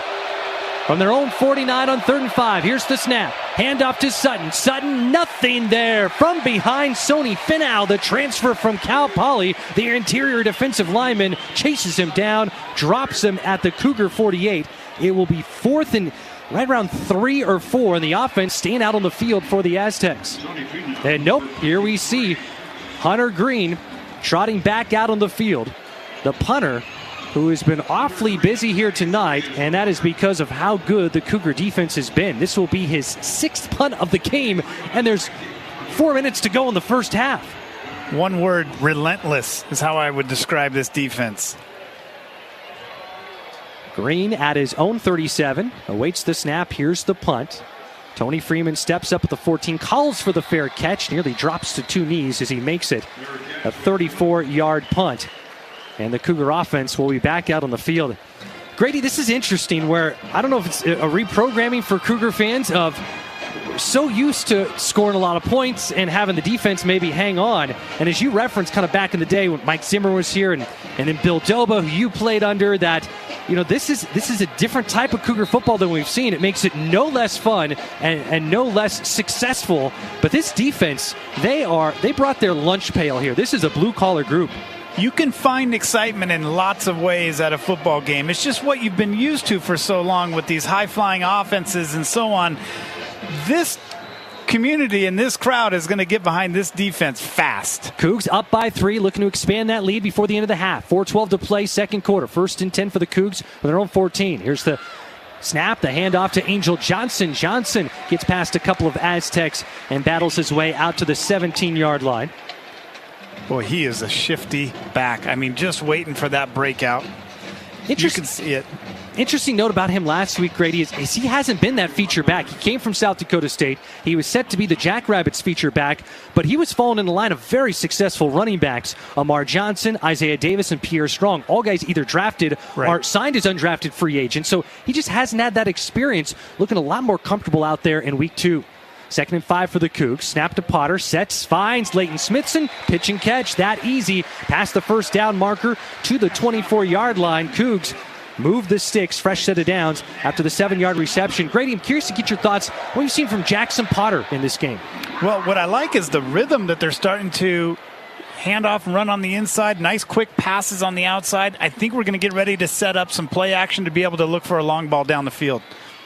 Potter's been very efficient distributing the ball. Started this game 1 of 5 passing, now 13 of 21. 3 minutes to go in the first half. Cougs with it, 1st and 10, their own 25. In motion goes Tony Freeman. Potter sets his feet, finds Freeman, spins around, and makes the grab. It was thrown a little behind Tony Freeman. Credit to the second-year Coug, the transfer from San Mateo Junior College, for positioning his body to make that grab. It was kind of a good mistake and a great catch. Cougs using tempo here. 6-yard gain. Snap back to Potter. Potter quickly out again to Freeman. Back to him. He'll be close to the first down marker. Kind of had to crawl his way, and it will set up a 3rd and short. So the Cougs may be in less of a hurry now. Both teams with 2 timeouts to go. If you have to punt the ball away, you don't want to give the Aztecs a ton of time. 3rd and short, but you're deep in your own territory. It's 1.5 yards for Washington State to go. 20 on the play clock as Jackson Potter and the Cougs break the huddle. Last time it was a short yard situation. We saw Kirby Voorhees carry it. Cougs just 1 for 8 on 3rd down. Here's the snap. The Cougs go back to Voorhees. Makes the extra cut. Has the first down and more into Aztec territory. Still rumbling. Finally brought down at the 35-yard line. And Voorhees puffs his chest up and screams towards the air. It's a 31-yard run. The longest for the Cougs on the ground this season. Another 2 tight end look. Great push by the O-line there. And that brings us to 1:56 to go in With the game the half. Operator, please reset the game clock to 2 minutes. Now I should take us to 2 minutes. So we'll take a timeout. We're at the 2-minute mark. That's such a huge play, Grady. That means you can try to keep, and odds are, keep the offense on the field for most of the rest of the half, or at least pin back San Diego State instead of having to punt the ball to them. We'll take a break, but the Coug offense in a good position here as they are at the Aztec 35-yard line. Our score with 2 minutes to play in the first half, Washington State 10, San Diego State 7. More at Giesa Field after this. You're listening to Washington State football on the Cougar Sports Network. Download the WSU Cougars mobile app today, which features the latest news. Plus, it's your way to stream all of our Cougar Sports Network radio broadcasts. Listen to Cougar football, volleyball, men's and women's basketball, baseball game broadcast, plus coaches shows, all for free with WSU Cougars Game Day app. Take our broadcast with you wherever you go. Available now by searching WSU Cougars Game Day in the Apple App Store or Google Play. Coors Light is cold lagered, cold filtered, and cold packaged for a smoother finish. It's got that crisp, refreshing taste that makes every moment cheering on your team even better. Plus, the mountains on the bottles and cans turn blue when your beer is Rocky Mountain cold. So you never have to guess if your Coors Light is ready to drink. So crack one open, take a sip, and enjoy the game. Coors Light. Choose chill. Celebrate responsibly. 2024 Coors Brewing Company, Golden, Colorado. I don't have to.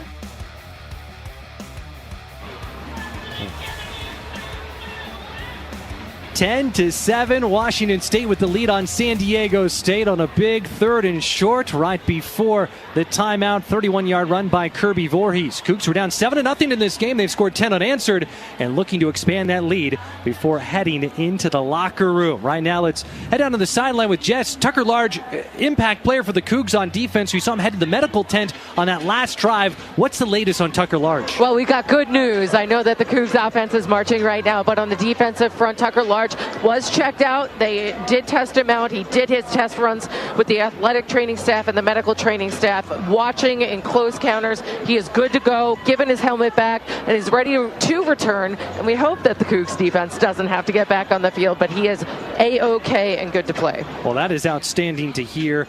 Grady, we're looking at the numbers right now. Cougs 192 total yards, 86 on the ground. Last week, the Cougs had over 20 carries for only 3 yards.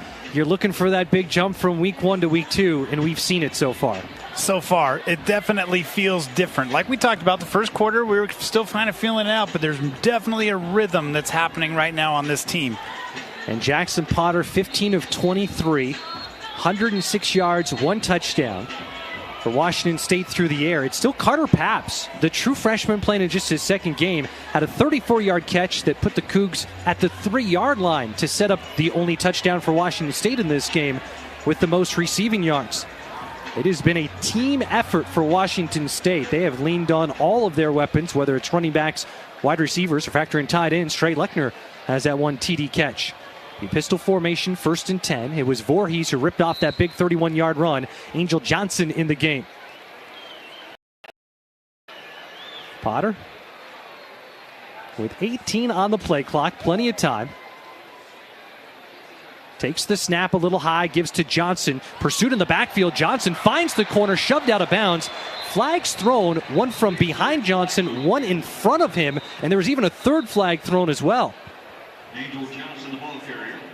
Here the Cougs, and this is a holding. That would be very difficult because, boy, feels like it's been a snowball effect with the momentum, and that would push you out of what would be field goal range if you got no yards. Tough situation there.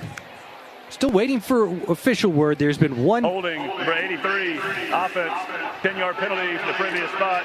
Replay, first down. I was just about to say there's been one holding penalty that went against Ademola Filet, the Cougar tight end that hurt Washington State. They had scored on 2 straight drives, and then that holding penalty really zapped the momentum. And difficult here. So 1:55 to play in the first half. Both teams 2 timeouts. Cougs now with 1st and 20 in Aztec territory at the 45. Cougs will look to get at least some of that back here. The snap. Potter looking to get rid of it quick. He does, and it's overthrown. Brandon Ganesha-Moore, his intended target, but out of his reach. Boy, those penalties just... Yeah, they zap any of that momentum that you have. Holding penalty like that, almost the same play, I think, as the first one. It really just kills that momentum. And Ademola Filet is back in the game along with Bo Baker. So that 4th tied in. The Cougs have played along with Trey Lechner, Hudson Cedarland, and Ademola Filet. Leo Pulalasi, the running back, pretty good as a pass catcher for Washington State. 2nd and 20 from the Aztec 45. They give it to Pulalasi, only gets 2 yards, and it's going to be 3rd and 18. So you're feeling great going into the 2-minute break. Aztecs will call a timeout. Charge about half. San Diego State. 30 seconds. And then it almost feels like you slip on a banana peel with that holding penalty. You'd love to get in field goal range for Jack Stevens, who had a 49-yarder before. It's a big ask to get a first down here on 3rd and 18 when you're trying to get all the way to the Aztec 25-yard line. There's no good time for a penalty, but I feel like the penalties we've had tonight have been just at the worst time of a drive. 4 penalties, total of 30 yards against Washington State. The Aztecs, 2 penalties for 20 yards. Both teams have had a hard time on 3rd down. The Cougar defense has held the Aztecs to 0-7 on 3rd down in this game. For Washington State offensively, they are 2-9 on 3rd down. Cougs would need to get 11 yards here to match Jack Stevens' last field goal, which is a 49-yarder. But looked like he had plenty of leg on it. Out of the timeout, and the Aztecs just with 1 to go. 1:37 to play in the first half. Cougs up by 3, looking to expand the advantage. 3rd and 18 from the Aztec 43. Here's the snap. 5-man rush. Potter feeling the pressure. Will tuck. He'll run, and he'll dive forward. So Potter, not quite the 11 yards to get to the same spot. He makes it to the 37. He gets 6. Interesting decision here if you're Jimmy Rogers. This would be roughly a 54-yard field goal attempt, 54-55. With the game clock operator, please set the game clock to 1 minute, 30 seconds. Do you lean on Jack Stevens? I think it would make some sense, Grady, if you punt. There's a good chance you give them the ball, only a 17, 18-yard difference.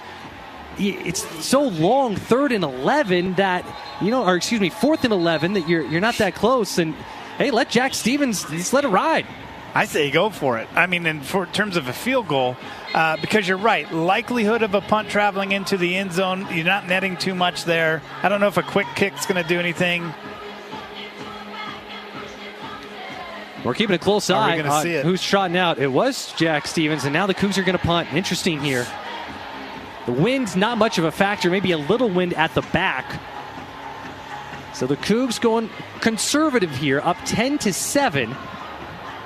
There's a lot of faith in this defense, and Ryan Harris, maybe one of the first chances we've seen as the Cougar punter to try to pin back a team in a spot here. So instead of going for what would be a 55-yarder, and now Harris moves over. It's not a direct line with where the snap would be from Colton Peoples. It is a snap, and Harris booms one high in the air. A flag is thrown. This will be grabbed at the 11-yard line. So a penalty marker is down. So a little bit of a shift there where the snap was not in a straight line back. It was a little bit directional. Yeah, it was almost if the team shifted, like we were definitely going to coffin corner that kick into the end zone. I think illegal formation on the kicking team. More than 4 players in the backfield at the snap. It's a 5-yard penalty from the previous spot. Replay 4th down. All in all, it doesn't kill you. You have a little more space to try to pin them back. It wasn't a bad punt. They would have been at the 11-yard line, but I know you got to move past this, Grady, and if you're a Coug fan, if you're on that sideline, but boy, that holding penalty zapped the momentum where it looked like the Cougs were destined to at least have a reasonable field goal attempt, and now the defense will be asked to try to hang on and keep this lead going in the locker room. 4th and 18 after the penalty, 1:23 remaining first half. Going to be very similar. It's not going to be a directional snap to Ryan Harris from Colton Peoples. Over to the right, takes the snap, gets it off a high, booming kick. It's a good one. Fair catch called for inside the 10 at the 8. So credit to Ryan Harris, credit to the special teams. Couldn't ask for much more execution-wise.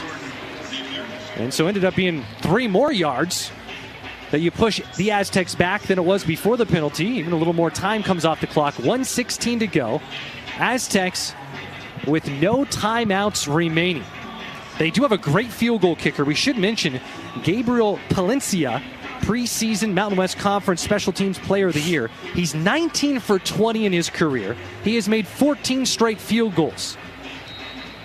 We'll see what this first play will dictate a lot what this rest of this is going to look like.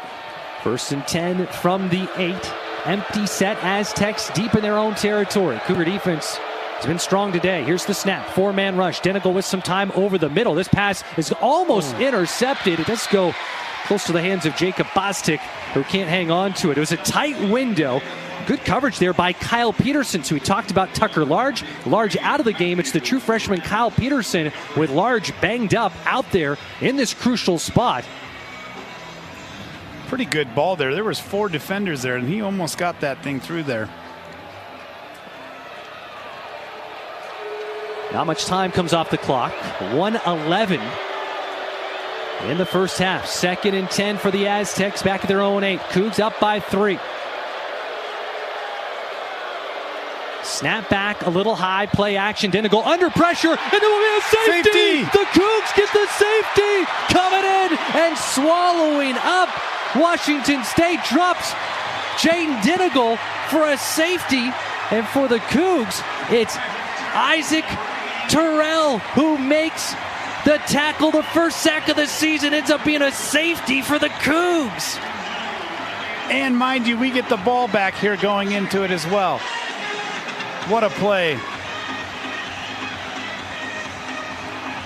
Cougs will get the ball, as you said, with 1:06 to go, Grady. Plus, Washington State will get the ball to start the second half. It is Isaac Terrell, affectionately known as Bobby, with the first sack of his career. Bobby Terrell, that nickname comes from the Water Boy. The story behind that, he looked a lot like Adam Sandler as a kid. Started with his youth football team, and it stuck. He was the state player of the year in Utah, was a state wrestling champion. And it is Isaac, known affectionately again as his teammates as Bobby Terrell, who gets the sack, the first of the season for the Cougs, and the safety. Yeah, the team will back up, punt from the 20-yard line, typically punt the ball, but he's putting it on a tee, it looks like. Well, we were asking the question whether the Cougs should have kicked the field goal, and the faith that Jimmy Rogers placed in his special teams and the defense, well, that ended up being well placed by him. This defense, basically every time they've had an opportunity to answer the call, they have responded. It doesn't feel like a job, and that's what people need to know, is like that is their job. That's what they were born to do on defense. They take pride in it. And here's the kick. It's Leighton Smithson who grabs it at the 10-yard line. Plenty of room to bring it out to the 20, to the 30, cuts to the far sideline, and is upended out past the 35. Cougs, 59 seconds to go. It's 12-7 the score after the safety, and an opportunity to expand the lead. Right now, let's pause 10 seconds for station identification. You're listening to Washington State Football on the Cougar Sports Network.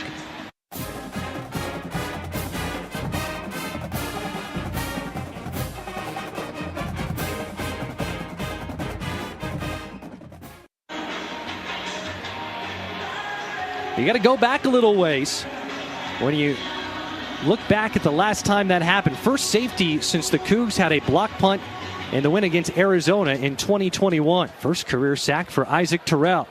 Cougar offense a chance to add on to this lead. Their own 38. Snap back to Jackson Potter. Pressure coming. Potter gets rid of it quick. Fight Josh Meredith. He's off to the races. Stiff arms one Aztec. High step and forced out of bounds inside the 30-yard line. The momentum keeps building for the Cougs. And how it's been this year, the defense really setting up the offense. Similar to a sudden change, a big play after a safety. You make a play down the field to catch that defense on their heels. 34 yards on that catch by Josh Meredith, but it's more what he did with his legs after. Cougs still with 2 timeouts, 51 seconds left to go as the clock will start back up. First and 10 at the Aztec 28, 5-point Cougar lead. Here's the snap. They give to Leo Pulalasi. Swim over to the inside, to the 20, to the 15. Tackled inside the 10, all the way down to the 8-yard line. Pulalasi rips off a 20-yarder. Clock stops with 45 seconds to go. Cougs looking to punch it in here. 40 seconds and counting. Pulalasi stays in the game. We've seen 4 different running backs not only play but have an impact in this game. Snap, quick screen pass over to Josh Meredith, looking for the corner. He's shoved out of bounds. First and goal from the 8. Meredith gets half of what was needed. Actually a yard more. They mark him down at the 3. Again, second charge, come out of the half. Washington State, 30 seconds.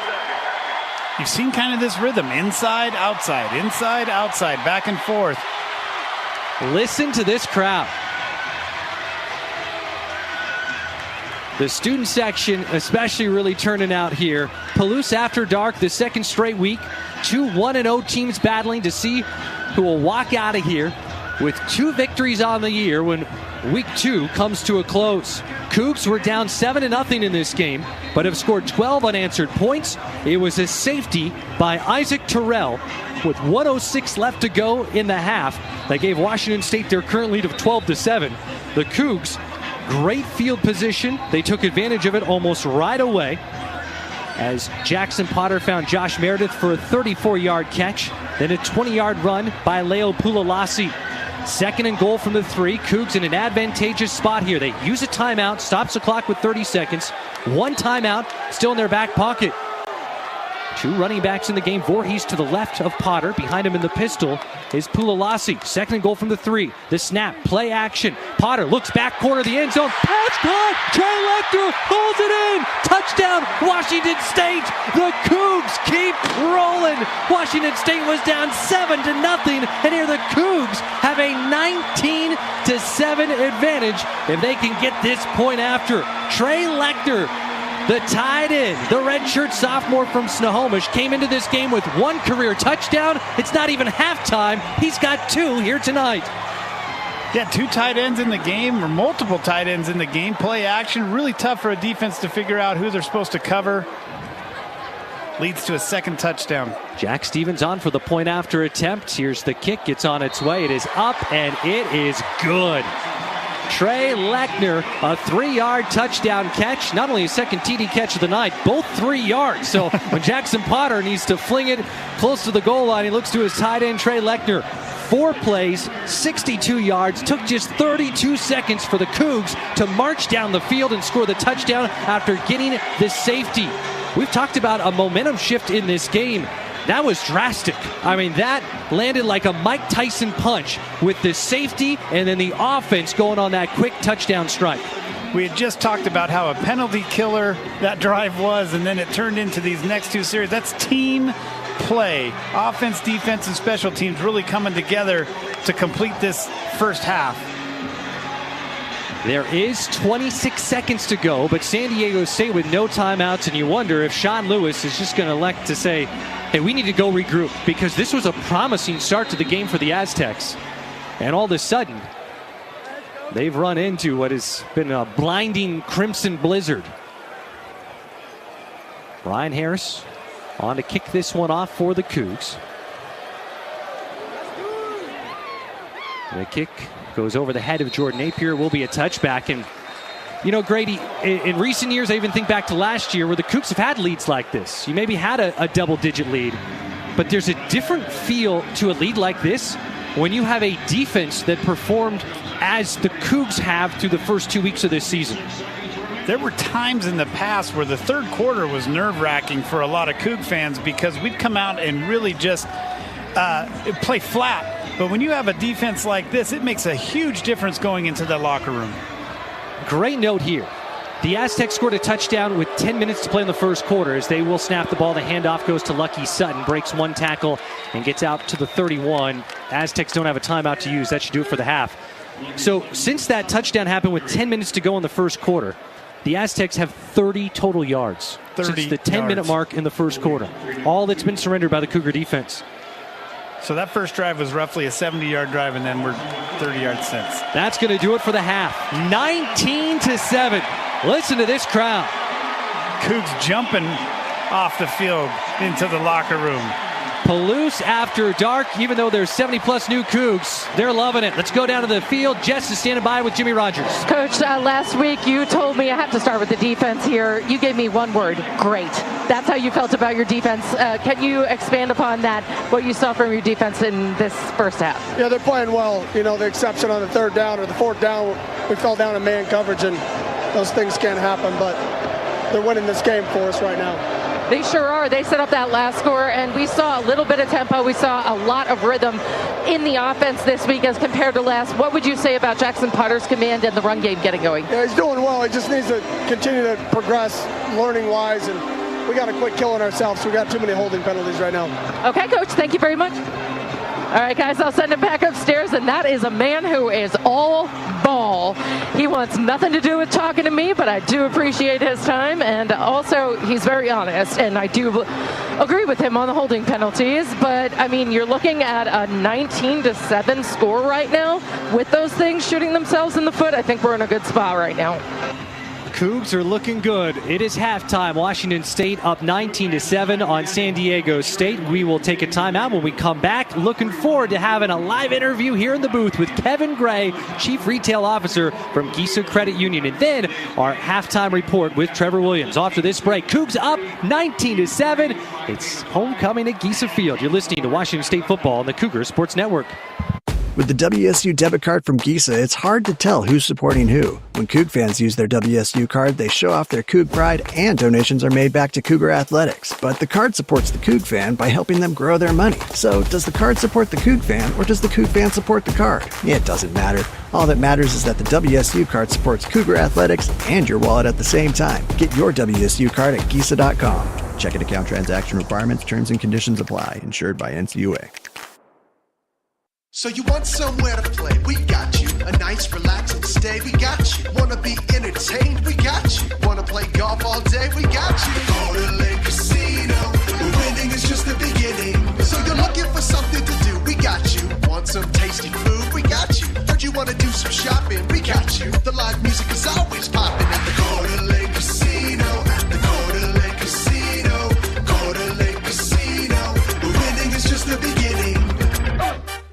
Download the WSU Cougars mobile app today, which features the latest news. Plus, it's your way to stream all of our Cougar Sports Network radio broadcasts. Listen to Cougar football, volleyball, men's and women's basketball, baseball game broadcast, plus coaches shows, all for free with WSU Cougars Game Day app. Take our broadcast with you wherever you go. Available now by searching WSU Cougars Game Day in the Apple App Store or Google Play. Dear Traction, Toyota has 25 vehicles with available all-wheel drive and four-wheel drive. The RAV4 has legendary versatility. The Grand Highlander's adult-sized third row is for real. And the Tacoma's wild side comes standard. From job sites to campsites and game nights, there's an all-wheel drive or four-wheel drive Toyota to get you there in style. Find yours at Toyota.com. Toyota, let's go places. 30 minutes are in the books. Coming up, a first half recap, a look at the stats, plus scores from across college football. Now, it's time for the halftime report on the Cougars Sports Network. 19-7 our score at Giesa Field. Washington State up on San Diego State, and we are so excited to have Kevin Gray, Chief Retail Officer from Giesa Credit Union, joining us live in the booth. Well, always great to have Giesa with us. We're now 5 years into this partnership between WSU and Giesa, and each year seems to bring something new and exciting. What would you say has been the most rewarding aspect of this journey so far? Yeah, thanks, Chris. It's great to be here with you tonight. You know, what strikes me most is how this partnership has gone beyond partnership and transferred into something more impactful that's really impacting our communities. You know, it's not only the name on the field, but it's how we're impacting students' lives and helping them plan for their financial future. This year, I'm really pleased to announce for the second year the Richard Waddle Memorial Scholarship. Richard was a transformational leader at Giesa, and he was really passionate about giving the students the tools and resources they need to be successful. And this is a way for us to honor his legacy and truly have an impact moving forward with this $10,000 annual scholarship. Well, that is wonderful to hear about the scholarship continuing strong in the second year. And now I know our student-run branch program has been a cornerstone of this partnership. How has that continued to serve the members of our WSU community? Yeah, the growth has been remarkable, Chris. You know, it's not just a part-time job. It's real-life experience for these students, hands-on, learning about finances and the financial institution.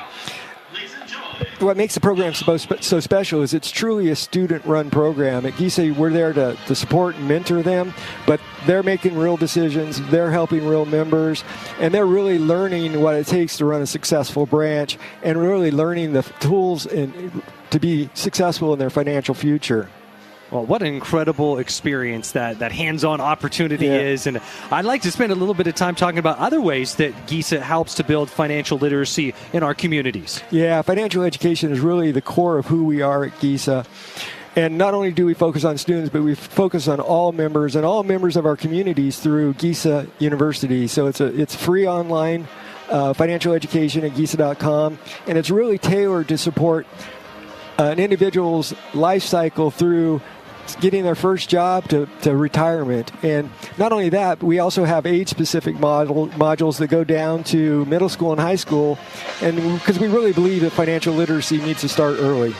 Well, being knowledgeable about finances is so important every step of the way, like you're saying. And speaking of which, the WSU Affinity Card program also helps to support Cougar athletics. Can you tell us how that's been going? It does. And I got to tell you, Cougar Nation has just been phenomenal, and their support has blown us away.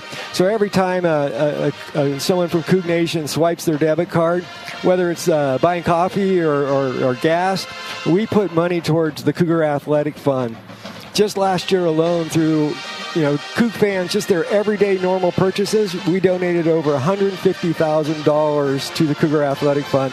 And what's great is everyone from Coug Nation can be part of supporting WSU athletics and WSU football. So every time they go out and use their Giesa Affinity debit card and swipe that card, they're helping provide scholarships. They're helping with facilities. They're helping Washington State student athletes. Well, what an incredible way to get involved in supporting our Cougs. Kevin, thank thank you for taking the time to share all the incredible work Geese is doing both here at WSU and throughout our communities. Chris, it's been great to be here, and hope for a great season. Go Cougs. Well, it's been a fun first half again. That is Kevin Gray, Chief Retail Officer from Geese Credit Union, stopping by here.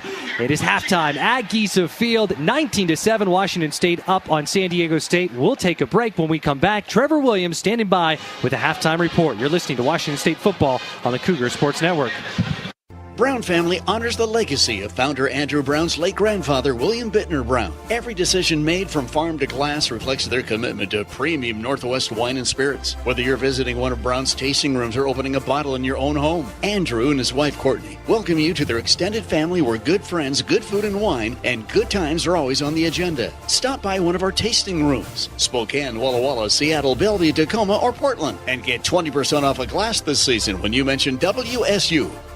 The post-career day press conference, brought to you by Progressive. Anthony, can you tell us what happened during career day? I'm a biomedical researcher. The kids just weren't impressed. How did you feel when your son called in the backup? Embarrassed, and I knew it would be a fireman. It's always a fireman. It's cliche, but a crowd favorite. He had an axe and everything. I can't compete with that. And will the fireman be helping your son with his science fair project? Hope not. I'm literally a scientist. Like it or not, sometimes you need a backup. That's why there's Progressive to protect your home and auto. Progressive Casualty Insurance Company affiliates and other insurers. Not available in all states or situations. This Washington State University sports broadcast is brought to you in part by Pullman Regional Hospital, the official hospital of Washington State Athletics. Rural communities face unique healthcare challenges. By providing hands-on opportunities for WSU students in health sciences, nursing, pharmacy, and the LSNS Floyd College of Medicine, Pullman Regional Hospital is helping to shape the future of local healthcare. Learn more at pullmanregional.org. Pullman Regional Hospital and Washington State, partners in excellence. Toyota gives you the power of choice, including the best-selling Camry. It's all hybrid all the time with available all-wheel drive. Now through September 30th, get 4.75 APR financing on any new Camry. Or lease a Camry LE from just $289 a month for 36 months with $32.99 due at signing. With approved credit through TFS, tax, title, and license extra. A negotiable doc fee of up to $200 may be added. Call 1-888-48-TOYOTA for details or go to Toyota.com. Toyota, let's go places. We're back at the half at Geese Field. Washington State, 19 unanswered points heading into the locker room as they now lead the San Diego State Aztecs 19-7. Trevor Williams here with you at the break as we roll through this first half recap. We take a look at how things went in the opening half for the Cougars and Aztecs. Little slow going for Washington State. Almost scored on a muffed punt for a touchdown early on in the game. 2 drives in, but the ball hit Carter Papps in the helmet. 44 took away the opportunity for WSU. Promptly, San Diego State went on a scoring drive. 35-yard touchdown pass from Jaden Denegal to Jacob Bostic. 56-yard pass. The drive took 2 minutes and 5 minutes into the ball game. It was 7-0 San Diego State. That's what Washington State really put its cleats in defensively. The Cougars with 6 stops after that touchdown, including 4 straight 3-outs. WSU eventually would force a safety. We'll talk more about that in a moment as the Cougar offense was able to get going a little bit later in the first quarter. Washington State entering with 3:43 left in the first quarter. Cougs able to go on a touchdown drive. It was capped by a 34-yard pass to Carter Papps that set up the Trey Lechner 3-yard touchdown catch. The Cougars able to answer there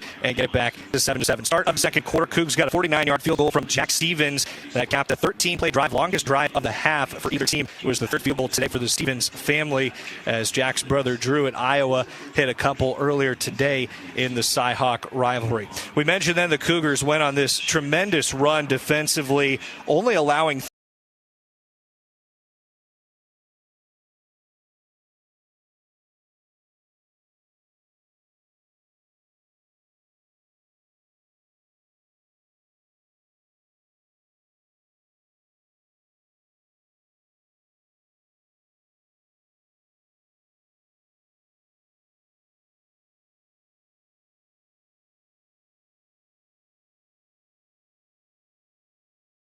$30 yards after that touchdown, 5 minutes in for San Diego State the rest of the way in the half. WSU able to force a safety. Isaac Terrell, what a time for his first career sack for the Cougars. It came in the closing minutes, and it was a big lift for WSU. Snap back, a little high, play action, Denegal under pressure, and there will be a safety! The Cougs get the safety! Coming in and swallowing up.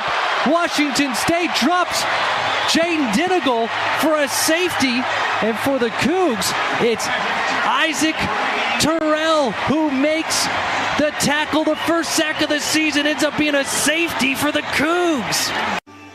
Cougs were not done, though. Following the safety, it took all of 32 seconds for Washington State to march 62 yards.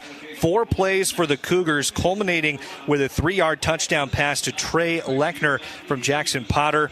The Cougars also had big catches on the drive. Josh Meredith for 34 yards, and Leo Pulalasi ripped off a 20-yard run for the Cougars. We'll talk about the team totals and the halftime stats when we come back here at the break. Washington State, their defense powering the offense to take the lead. 19-7 Cougs at the half. We're coming back right after this. You're listening to Washington State football on the Cougar Sports Network.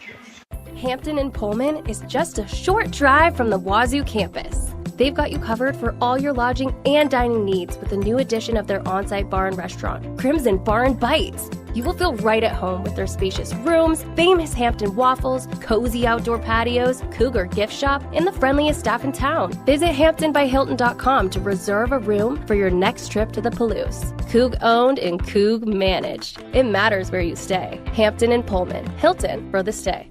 When putting in a tree or fence post, we all hate it when our shovel hits a big rock. But there are worse things to come across, like a natural gas or electric line. Nowadays, buried utilities are everywhere, some just below the surface. That's why it's the law to call 811 before you dig, to have your lines marked ahead of time. It's free for Avista residential customers. So call 811 2 business days before you dig. You need time to pick out that perfect shrub anyway. Avista, we just want you to be safe. For nearly 100 years, Adams Tractor has helped the Northwest knock out to-do list one tough job at a time. As your local Kubota dealer in Spokane and Lewiston, we're proud to back Washington State athletics with the same grit we bring to every yard, field, and job site. From mowing to digging to plowing, Kubota delivers, and so do we. Visit AdamsTractor.com. Adams Tractor, nearly a century strong, powered by Kubota, fueled by Coug pride. RV buyers, it's a fact. Valley RV Supercenter is America's #1 volume Jayco store. And as their volume leader, Jayco keeps them supplied with all the models. Let's just say they have what you're looking for. Jayco Class A, B, and C motorhomes, fifth wheels, toy haulers, and travel trailers, including the best-selling trailer in the world since 2005, the Jayco J-Flight. And they all come with the best warranty in the industry. Go see them in Kent or visit ValleyRVSupercenter.com, where journeys begin.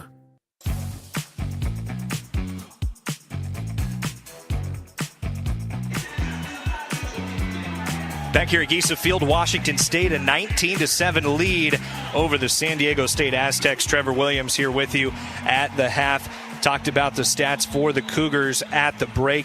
What a fantastic first half for Jackson Potter and the gang. Potter goes 18 for 27 in the opening 30 minutes for the Cougs. Tallies 148 hashes, 2 touchdowns, almost 70% completion rate for the quarterback in just his second collegiate start. Kirby Voorhees leads the Cougars rushing attack with 8 carries for 50 yards, along of 31 for WSU there in that first half. Leo Pulalasi, 3 carries, 26 yards. Angel Johnson, 3 rushes for 22 yards. Julian Duggar, we saw him to jumpstart the Washington State offense in that first half. He had 1 carry to open a drive, totaled 6 yards for the Cougars. Jackson Potter, 2 carries, 5 yards. And for WSU, Maxwell Woods rounding out the ball carriers, 1 rush, 4 yards for him in the first half. Josh Meredith, the leading receiver for the Cougars, 6 catches for 65 yards, along of 34 for him in the half. Tony Freeman, 4 grabs, 21 yards. Trey Lechner, 4 catches, 8 yards, but very productive. 2 touchdowns for Lechner in this ball game. Carter Pabst hauled in 1 34-yard catch in the half. Jeremiah Noga with a grab for 9 yards. Leighton Smithson with 1 for 7. And Angel Johnson picked up a 4-yard catch for the Cougars as well. All told, Washington State is outgaining San Diego State 261 to 108. And the Cougars, after the opening touchdown for the Aztecs, we mentioned 5 minutes into the game, have only allowed 30 yards over the last 25 minutes of game time. A tremendous first half for the Washington State defense. San Diego State has not been able to convert a third down. The Cougars, conversely, are 2 for 10 on third down tries and have converted 2 of 3 fourth down attempts in that first half of play. No turnovers for either side in the first half. Washington State, their defense will look to do that next, although they did have the big safety from Isaac Terrell. First of his career, first for the Cougars since 2021. And for Washington State, 19 unanswered points to take a 19-7 lead into the locker room. Not a lot of time to talk scores in college football, but a couple to mention that we didn't talk about in the pregame. Mississippi State gets a big upset over 12th-ranked Arizona State. Blake Shapen, a tremendous day for the Bulldogs. Capped it with a 58-yard touchdown pass with under a minute to play. He went 19 for 33 for 277 yards and 3 touchdowns on the day. Cougar fans also probably interested in John Mateer, who accounted for all 3 touchdowns for 18th-ranked Oklahoma today in their 24-13 win over Michigan. Mateer went for 270 yards through the air, 74 on the ground, and a pair of rushing touchdowns in the win for the Sooners. Chris, Grady, and Jess are back with the Cougs receiving the second half kick. Right after this, you're listening to Washington State football on the Cougar Sports Network. Okay, text from the wedding planner. She's talking about a cake pop mural. Ah, exciting. Ooh, it's $8,000. Oh. I don't know, we're trying to save for a house. Well, you only get married once. Or twice. 3 times tops. There's a lot of bad money advice out there. For knowledge you can trust, come to Giza Credit Union. Whether it's saving for the wedding or everything that comes after, we can help get you where you want to be. Find a healthier approach to money at Giza. So you want somewhere to play? We got you. A nice relaxing stay? We got you. Wanna be entertained? We got you. Wanna play golf all day? We got you. Go to Lake Casino. Winning is just the beginning. So you're looking for something to do? We got you. Want some tasty food? We got you. Heard you wanna do some shopping? We got you. The live music is always popping at the Go to Lake Casino. At the Go to Lake Casino. Go to Lake Casino. Winning is just the beginning. Brown family honors the legacy of founder Andrew Brown's late grandfather, William Bittner Brown. Every decision made from farm to glass reflects their commitment to premium Northwest wine and spirits. Whether you're visiting one of Brown's tasting rooms or opening a bottle in your own home, Andrew and his wife, Courtney, welcome you to their extended family where good friends, good food and wine, and good times are always on the agenda. Stop by one of our tasting rooms, Spokane, Walla Walla, Seattle, Bellevue, Tacoma, or Portland, and get 20% off a glass this season when you mention WSU. Dear Traction, Toyota has 25 vehicles with available all-wheel drive and four-wheel drive. The RAV4 has legendary versatility. The Grand Highlander's adult-sized third row is for real. And the Tacoma's wild side comes standard. From job sites to campsites and game nights, there's an all-wheel drive or four-wheel drive Toyota to get you there in style. Find yours at Toyota.com. Toyota, let's go places. Ready to start the second half at Giza Field. Washington State 19, San Diego State 7. Time now for Grady Emerson's second half keys to the game. Brought to you by Coors Light. Coors Light, mountain cold refreshment. Choose chill, celebrate responsibly. Again, very fortunate to have Grady Emerson here tonight, pinch hitting for Alex Brink. Not only does a great job on the Cougar Tailgate Show and Coug Talk, both Grady and Billy Newman on that, but former Cougar linebacker, former high school head coach, current high school AD. Grady, okay. First half, the Cougs have scored 19 unanswered. What are you looking for in the second half? You got to ride the momentum. I mean, that locker room had to have been hopping. You come out of the tunnel, you're on here, you got to ride that momentum into the second half. And that brings me to my second point, no drive killers. Nothing that can stop a drive. We got to keep things going, momentum, move the ball, even if there's a punt every once in a while. That's no big deal. And then lastly, play to win. Not afraid to lose and start to tighten up, but play to win like you're the dominating team out there. That's a good point because the Cougs were riding the wave going into halftime. The safety with a little over a minute to go, getting the 12-7 lead, and then a quick touchdown strike as here's the kickoff from San Diego State. So you want to win the middle portion of the game. You want to close out the first half strong. You want to start the second half strong. And boy, the Cougs, you aced the test at the end of the first half. Now the question is what will happen here at the start of the second half. So the Washington State offense will be back out on the field. And while that's great if you're the Cougs, it's got to feel like if you're San Diego State, it's just been all piling up against you. The Cougs, you're riding that snowball effect in a positive way. If you're San Diego State, you've been tumbling. You're trying to find your footing and to settle this game down. And it's really who's going to make adjustments at half and what kind of adjustments, and we'll see. Cougs with it. Jackson Potter, the quarterback. 1st and 10 from their own 25. Out of the pistol, Angel Johnson, the running back. Tony Freeman in motion from right to left. Here's the screen pass to Freeman. Gets a good block. Has some room. First down, stiff arms, and Aztec out past the 35. Shoved out of bounds at the 36. So an 11-yard pickup. And, talking this week to Danny Freund, offensive coordinator, was saying, hey, he's good at processing, kind of get the ball out of his hands quick. He mentioned how, talking about that final drive, the game-winning drive last week, that it was like playing backyard football. And really, outside of those first 2 possessions that were 3 and outs, it sort of felt like backyard football for Jackson Potter out there. Just a nice rhythm. And that play right there is really just a tough play on defense because it's a one-on-one, that little screen play. 1st and 10 for their own 36. Play action into the flat. Potter finds Leo Pulalasi, sheds one. Aztec still going and able to slip by another to the 41-yard line. A 5-yard gain, and the Cougs are doing a nice job of just getting the ball in the hands of their playmakers and the Tony Freemans of the world, the Leo Pulalasis of the world. We can keep going. Kirby Voorhees, Josh Meredith, they're able to make guys miss and work hard after that. High percentage pass, get it out to your athletes, let them do the work. Potter began the game 1 of 5 passing. He's now 20 of 29 for 164 yards and 2 touchdowns. Cougs up by 12. First drive of the second half. 2nd and 5 for Washington State at their own 41. The snap to give to Angel Johnson. Looking for that hole to open. He found the crease, and the shimmy move gets him right to the sticks. He needed 5. He got just that. And Washington State, as Glenn Johnson does a great job of telling us here at Giesa Field, getting another Cougar first down.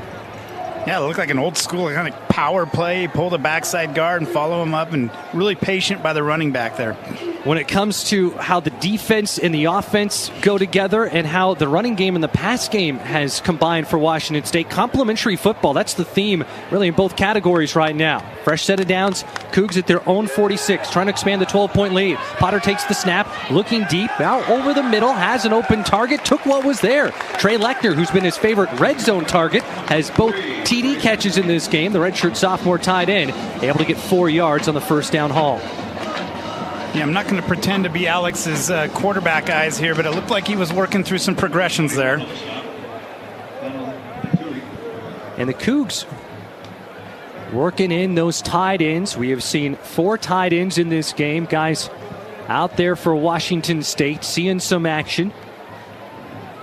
The Cougs, Bo Baker in the game right now. 2nd and 6, right at midfield. Play action, Potter feeling the pressure as an open man. Finds the target for the Cougs, making the catch. It is Angel Johnson, the running back, still going, and he reaches the red zone all the way to the 19-yard line. A creative way for the Cougs to get the ball in the hands of their home run hitting running back. That's 31 yards on the Angel Johnson reception.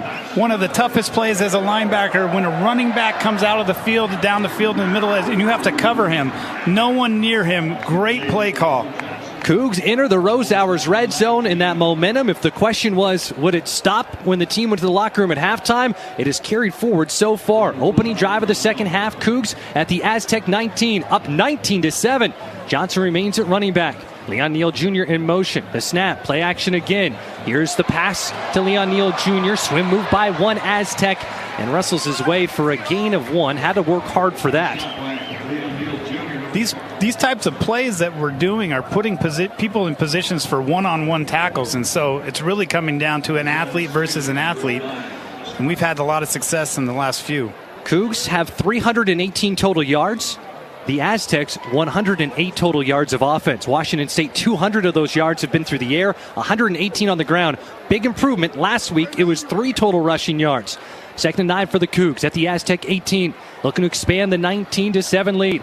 Potter looking, has a man towards the end zone. Pass is caught! Washington State strikes again! It's Leon Neal Jr., the 18-yard reception. Leon Neal Jr., not only his first touchdown catch of his career, just the 3rd reception for Neal. The veteran Coug, a 5th-year senior who has been here in Pullman his entire collegiate career, is paid here for the first time. And the Cougs have now scored 25 unanswered points, up 25-7 as they deliver on the opening drive of the second half. Here's the point after attempt from Jack Stevens. slicing and dicing the Cougs on that drive. Stevens splits the uprights, and Washington State now a 26-7 lead. Grady, that drive deserves a chef's kiss. It was everything you asked for coming out in the second half when you get the ball. That's why you want the ball in the start of the second half, is a drive like that. That last play was a little sluggo route, a little slant and go almost, where he hitched on the first guy, which we've been throwing the last 5 or 6 pass plays, and Neal gets a slip up the middle for a wide open touchdown. That drive capped off by the 18-yard Leon Neal Jr. touchdown reception. 7 plays, 75 yards, took 4 minutes and 5 seconds off the clock. 26-7. The Cougs were down 7-0 in this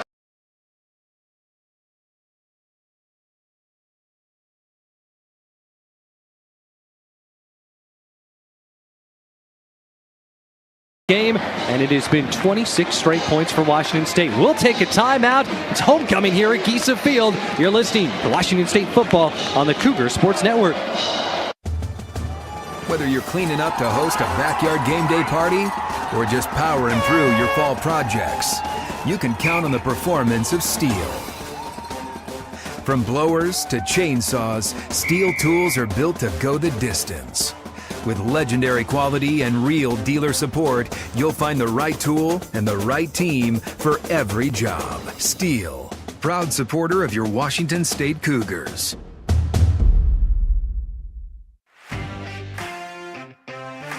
Nothing works up an appetite like cheering for your Cougs on game day.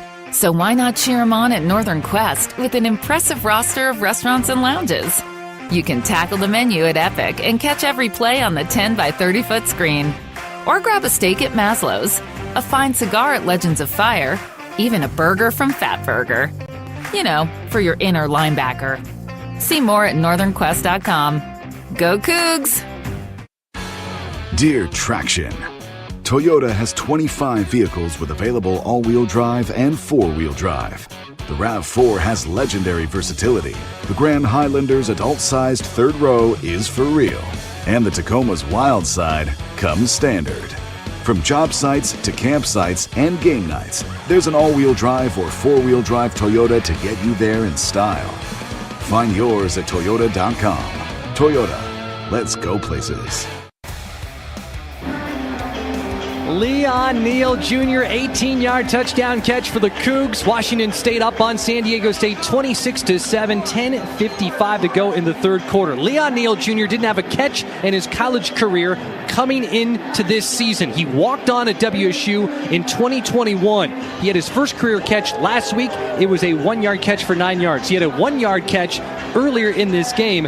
And Leon Neal Jr., you go through the list of guys who have been in the program as long as Leon Neal Jr., and there's not many. There are 7 seniors on the team who have spent their entire careers at WSU. Brock Dew, Christian Hilborn on the offensive line, 2 wide receivers, Leon Neal Jr. and Josh Meredith, while third, Leighton Smithson, then Ram Stevenson and Dylan Payne. Of those guys, the person who's seen the least amount of action is Leon Neal Jr. And here he comes through with a touchdown catch. He was a spring standout. He had the blocked punt actually in the Holiday Bowl last year. His dad, Leon Neal, was a running back at UW in the Napoleon Kaufman, Rashawn Sheehy era, and played in the NFL. And here he is, a guy who waited his time and is getting a bigger role this year and gets that first touchdown as there is a touchback on the Cougar kickoff. And just pretty cool to see a story like that, Grady, as someone who's waited for his turn and is able to deliver. Love a good walk-on story, and especially someone that has, in the age of movement in college football, someone that has just stayed home the whole time, and to get that payoff, it's something he'll never forget. Aztecs looking for answers. Cougs have scored 26 unanswered, up 26-7. Their first drive of the second half, 1st and 10 from the 25. It's a handoff. Lucky Sutton, hard-earned yards up the gut as he is able to get a pickup of 8. And just down on the sideline, I'm sure all touchdown celebrations are pretty joyous, but I bet there were some guys especially happy for Leon Neal Jr. Yeah, there's a lot going on right now. He is currently flanked by Tony Freeman and Brandon Ganeshamorthy, and every single person has quietly and respectfully come up to him, although Tony Freeman is now really pumping him up, grabbing him by the shoulder pads. Everyone's all excited about him, and maybe they heard me talking about them because it's quite loud in here. But you got to see these guys are all celebrating each other right now. Hugs around, arms around. It's really special when teammates celebrate each other, and that's everything that we're seeing. Even though the tenor is, calm, cool, collected, we got to get back to work. And more to celebrate there. The Cougs force an incompletion on 2nd and 2. Makes it 3rd and 2 for Washington State. As far as this defense being so tough for the Aztec offense to deal with. 116 total yards in this game for the Aztecs. 336 total yards for the Cougs. Washington State up 26-7. 3rd and 2 Aztecs at their own 33. The snap, the handoff. Sutton up the middle's got the room. Still going. Tackled from behind by Matthew Durant. To the 44-yard line. Close to a 10-yard pickup. Will go down as an 11-yard gain there. Little power play come around. Parker got sealed, and great cutback by number 7 there. The running back for San Diego State pick up the first down. Lucky Sutton has been that go-to running back. There is an Aztec slow to get up. This would be a tough loss. It is Russ Ulagalu Maseoli, their senior center, who was honorable mention All Mountain West Conference last year. Their offensive line, talked about it before, about how they have a lot of experience. They've got size. They're 2 tackles, 6'9", 335 pounds for the left tackle, Christian Jones. Right tackle, Joseph Borzon, just so tiny compared to him, 6'8", 338 pounds. And as Russ Ulagalu Maseoli continues to be looked at, there's a timeout on the field, so we'll take a break ourselves. 3rd quarter here at Giesa Field. Washington State in this game was down 7-0, but the Cougs have played complimentary football.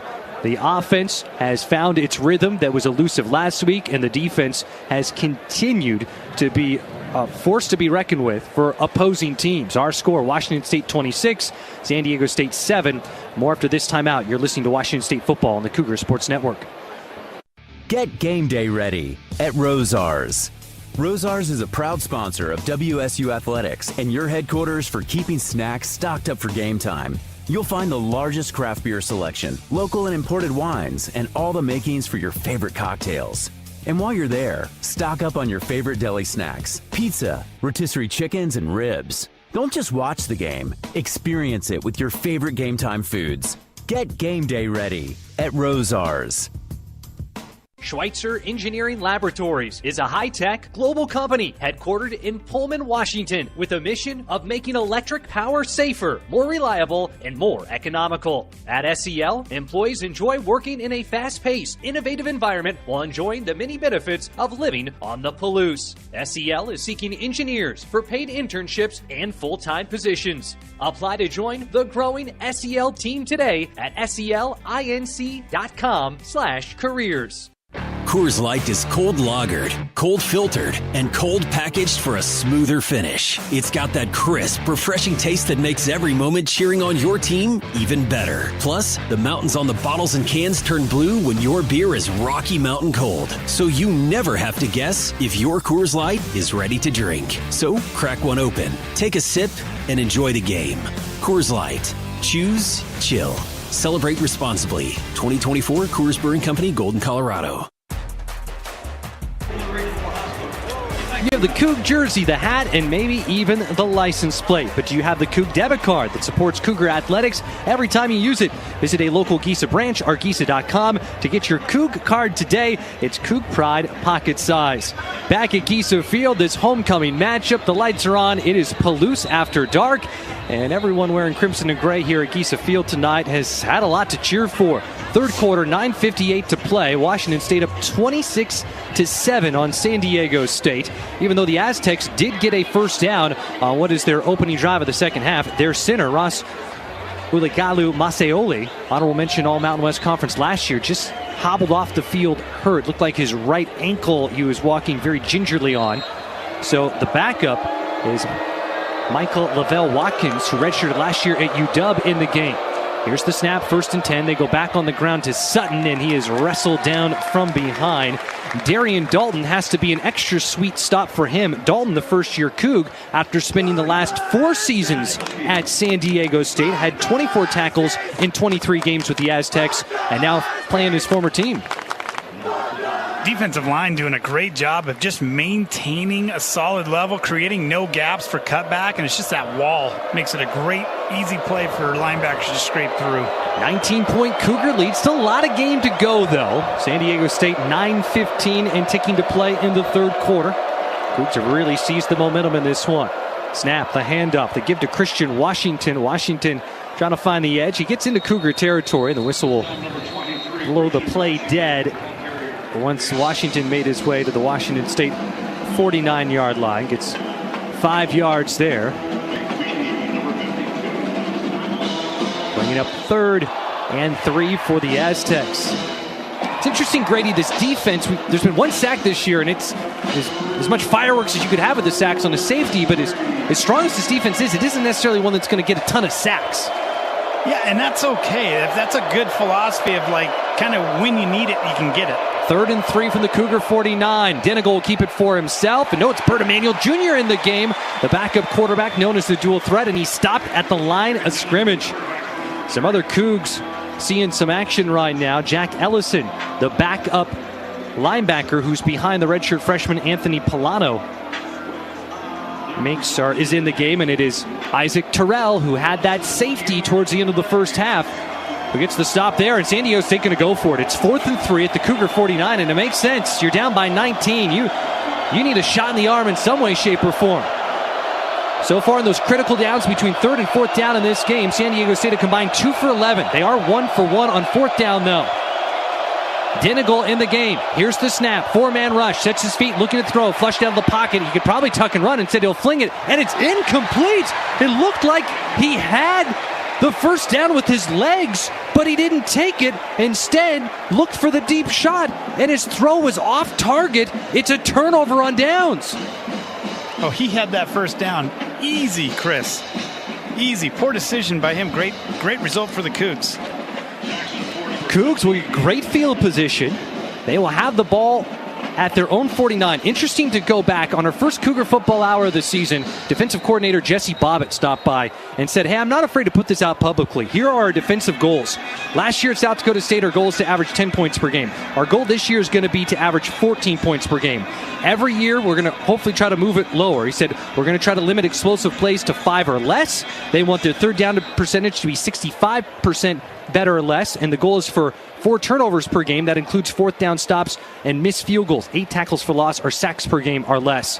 Here's the snap to give to Angel Johnson. Johnson looking a lot better tonight compared to against Idaho, and Johnson upended, but he does get into Aztec territory. They'll give him credit for 3 yards on the first down carry. Good movement forward again. To your point about those defensive goals, I mean, I love hearing that. Those are all just goals that make sense to a defense, and it gives you something that you hang on the board and you really push for each week.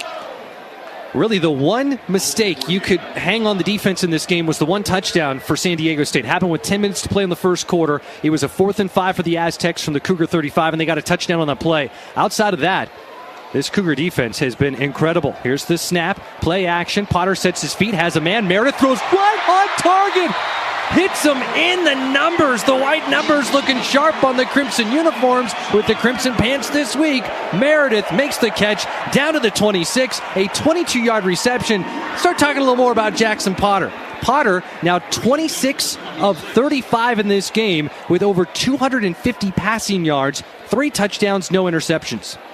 What a breakout game right now for the Cougs on offense compared to what we saw last week. Josh Meredith, 7 catches, 86 yards for the San Diego native who grew up 10 minutes away from the San Diego State campus. Cougs up 26-7, 1st and 10.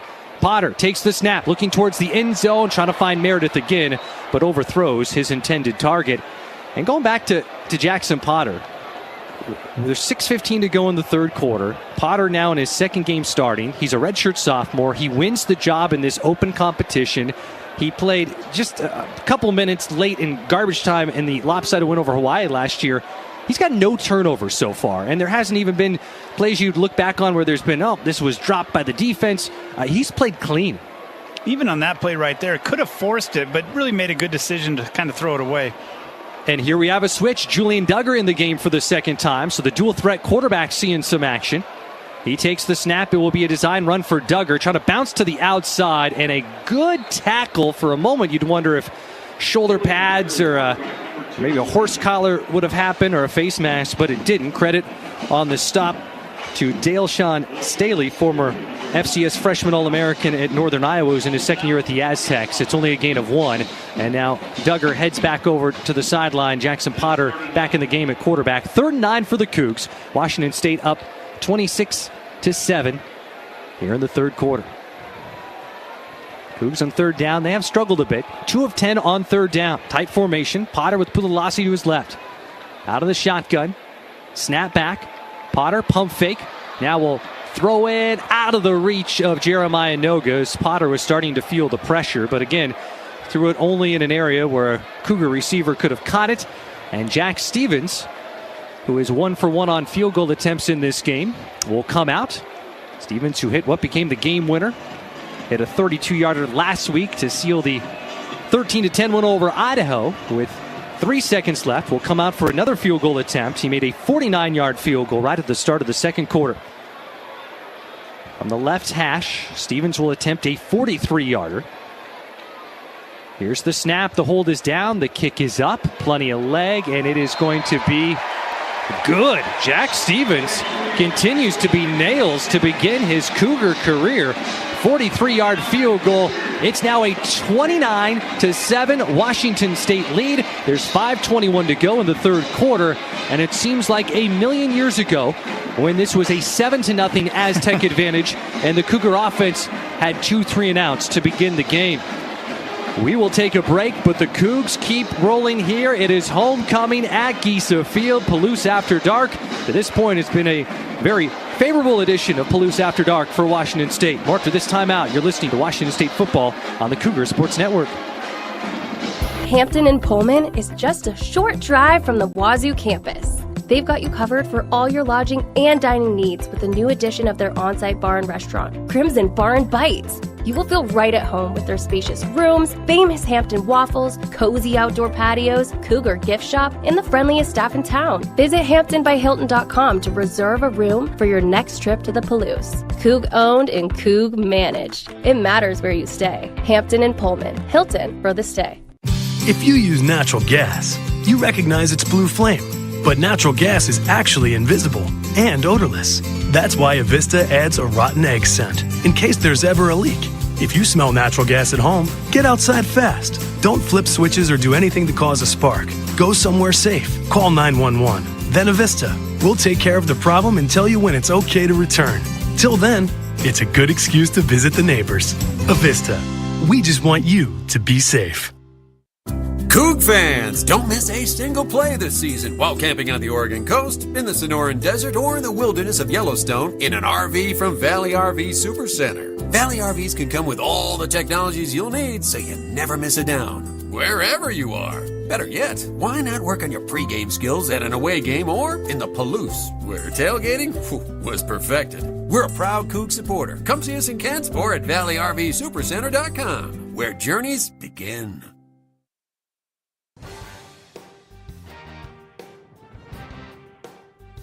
Giesa Field, Chris King in the booth with Grady Emerson doing a great job pinch hitting for Alex Brink tonight. Our engineer Jerry Kylo, Trevor Williams doing scoreboard, halftime reports, and down on the field Jessamine McIntyre. Cougs up 29-7 on San Diego State. 29 unanswered points for the Cougs with 5:21 to play in the third quarter. Now let's head down to the sideline. Tucker Large, Jess, a name we've been talking about, got banged up. What's the latest on the Cougar safety? Yeah, unfortunately, we did see him at the end of the first half. He was taken over to the sidelines. It looked like he'd be okay, but we did not see him in that first defensive series, so there were some questions. However, we did see him go in on special teams, so he took the field, is dressed, helmet on, and is not being attended to by medical training staff. So we are confident in his ability to play the rest of this series, perhaps because he got a little dinged up in that first half. They might be a little easier on his reps, but he is prepared, ready to go. Tucker Large has been a big part of that defense that has been outstanding. You hold Idaho to 10 points. 3 of those points was a major victory for the Cougar defense when Idaho took over in a crucial spot of the game, recovering a turnover and getting the ball at the Washington State 11-yard line. There's one mistake. Gave up a 35-yard touchdown catch on 4th down. Outside of that, I mean, you need a magnifying glass to be splitting hairs on the Cougar defense right now. As here's the kickoff after the Cougs got that 42-yard Jack Stevens field goal. It will be another touchback. It's been all touchbacks today as the Aztec offense looking for answers. They will come back out on the field. Well, we're approaching the top of the hour, so right now let's pause 10 seconds for station identification. You are listening to Washington State Football on the Cougar Sports Network.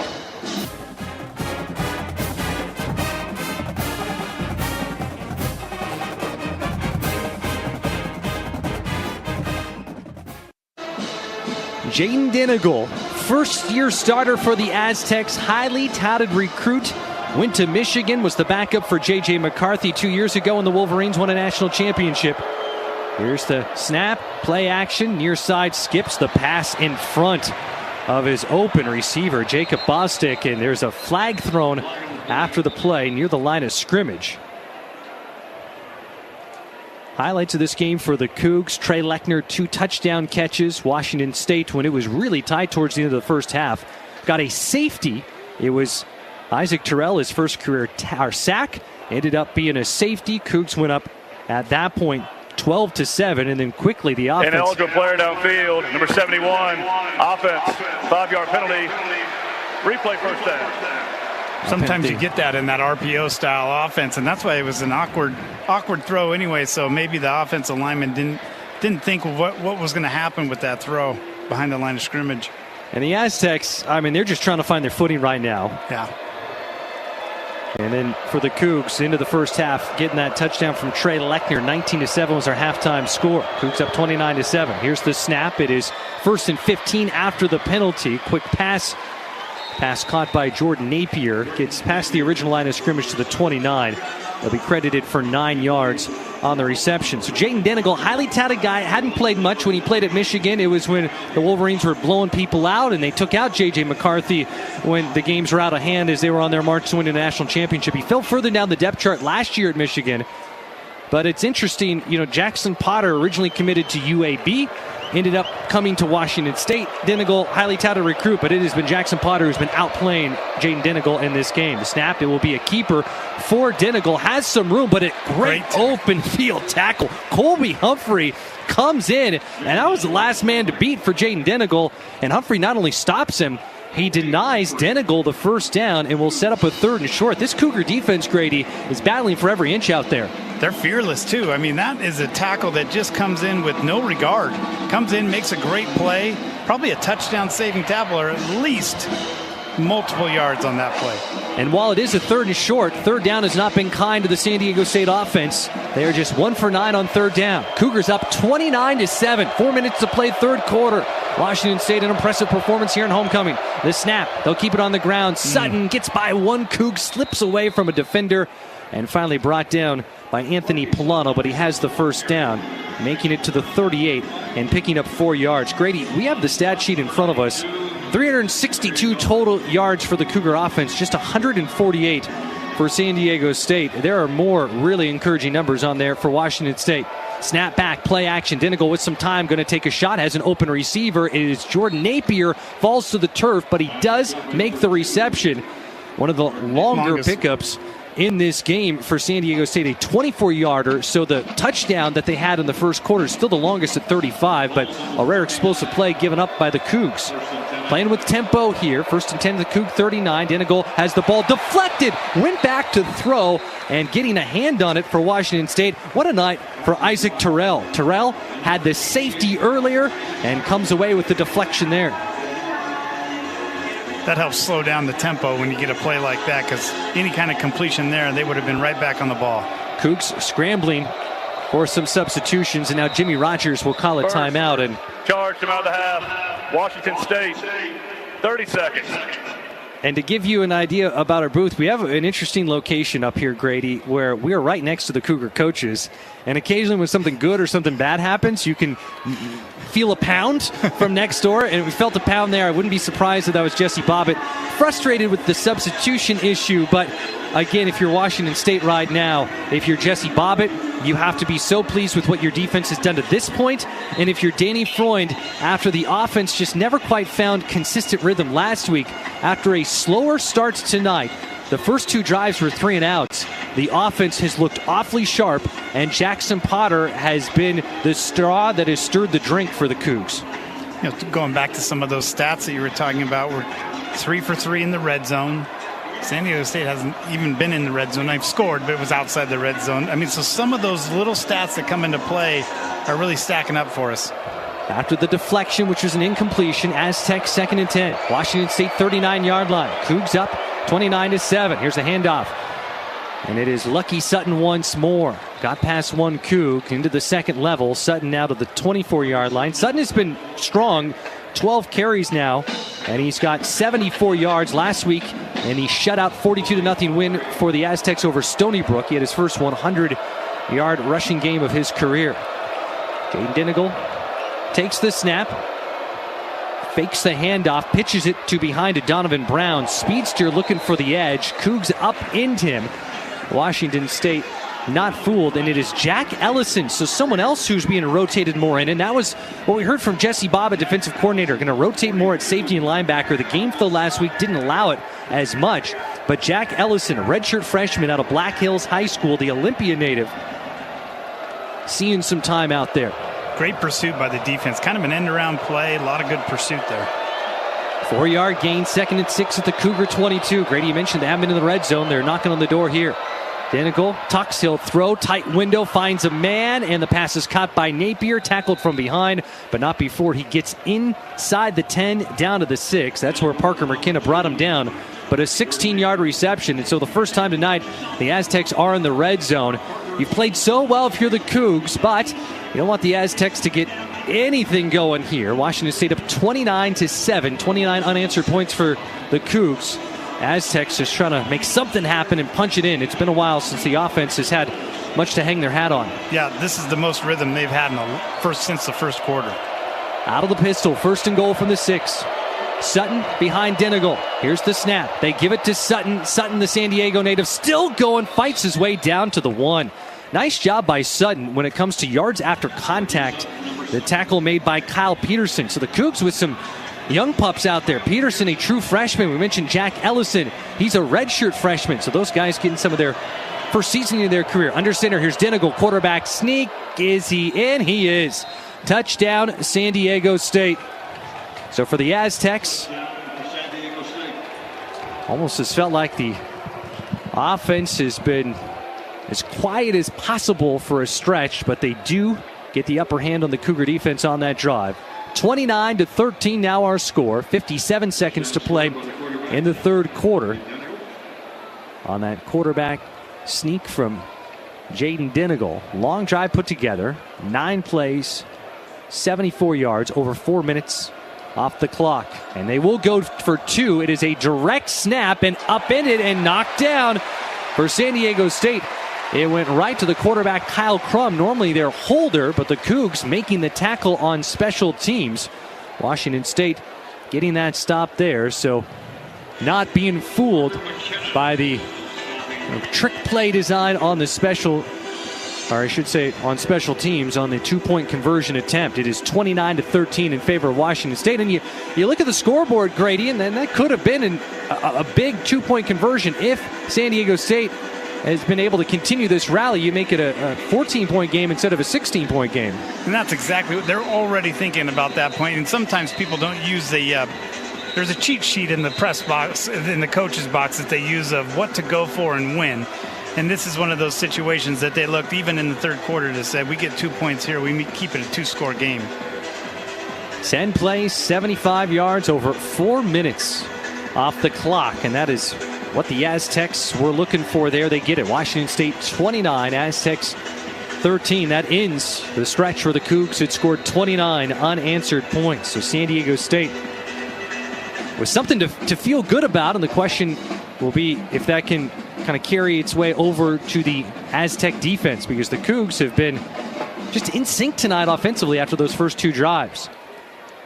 Here's the kickoff. The Cougs will bring it back. Leighton Smithson from the 2-yard line out to the 10 to the 15, and a nice special teams tackle by Dale Sean Staley, the safety. Cougs will not quite get it to the 20-yard line, only a 15-yard return. Big picture in this game for those just tuning in. Jackson Potter has been really good. 25 of 36, the redshirt sophomore quarterback, 239 yards, 3 touchdowns, no incompletions, and a 69% completion percentage. Potter last week in his debut, 76% completion percentage. The Cougar defense, while they did give up a touchdown drive there, only allowing 214 yards. The Cougar offense has put together 362 total yards after just 3 rushing yards last week in the opener. The tight win over Idaho, 123 rushing yards here. Here's the snap, the handoff to Kirby Voorhees. He comes out like a shot from a slingshot, out past the 20 to the 21. Voorhees will get 5 yards, and kind of the offseason talk and what Jimmy Rogers... Officials, timeout for an injury. There is an Aztec down.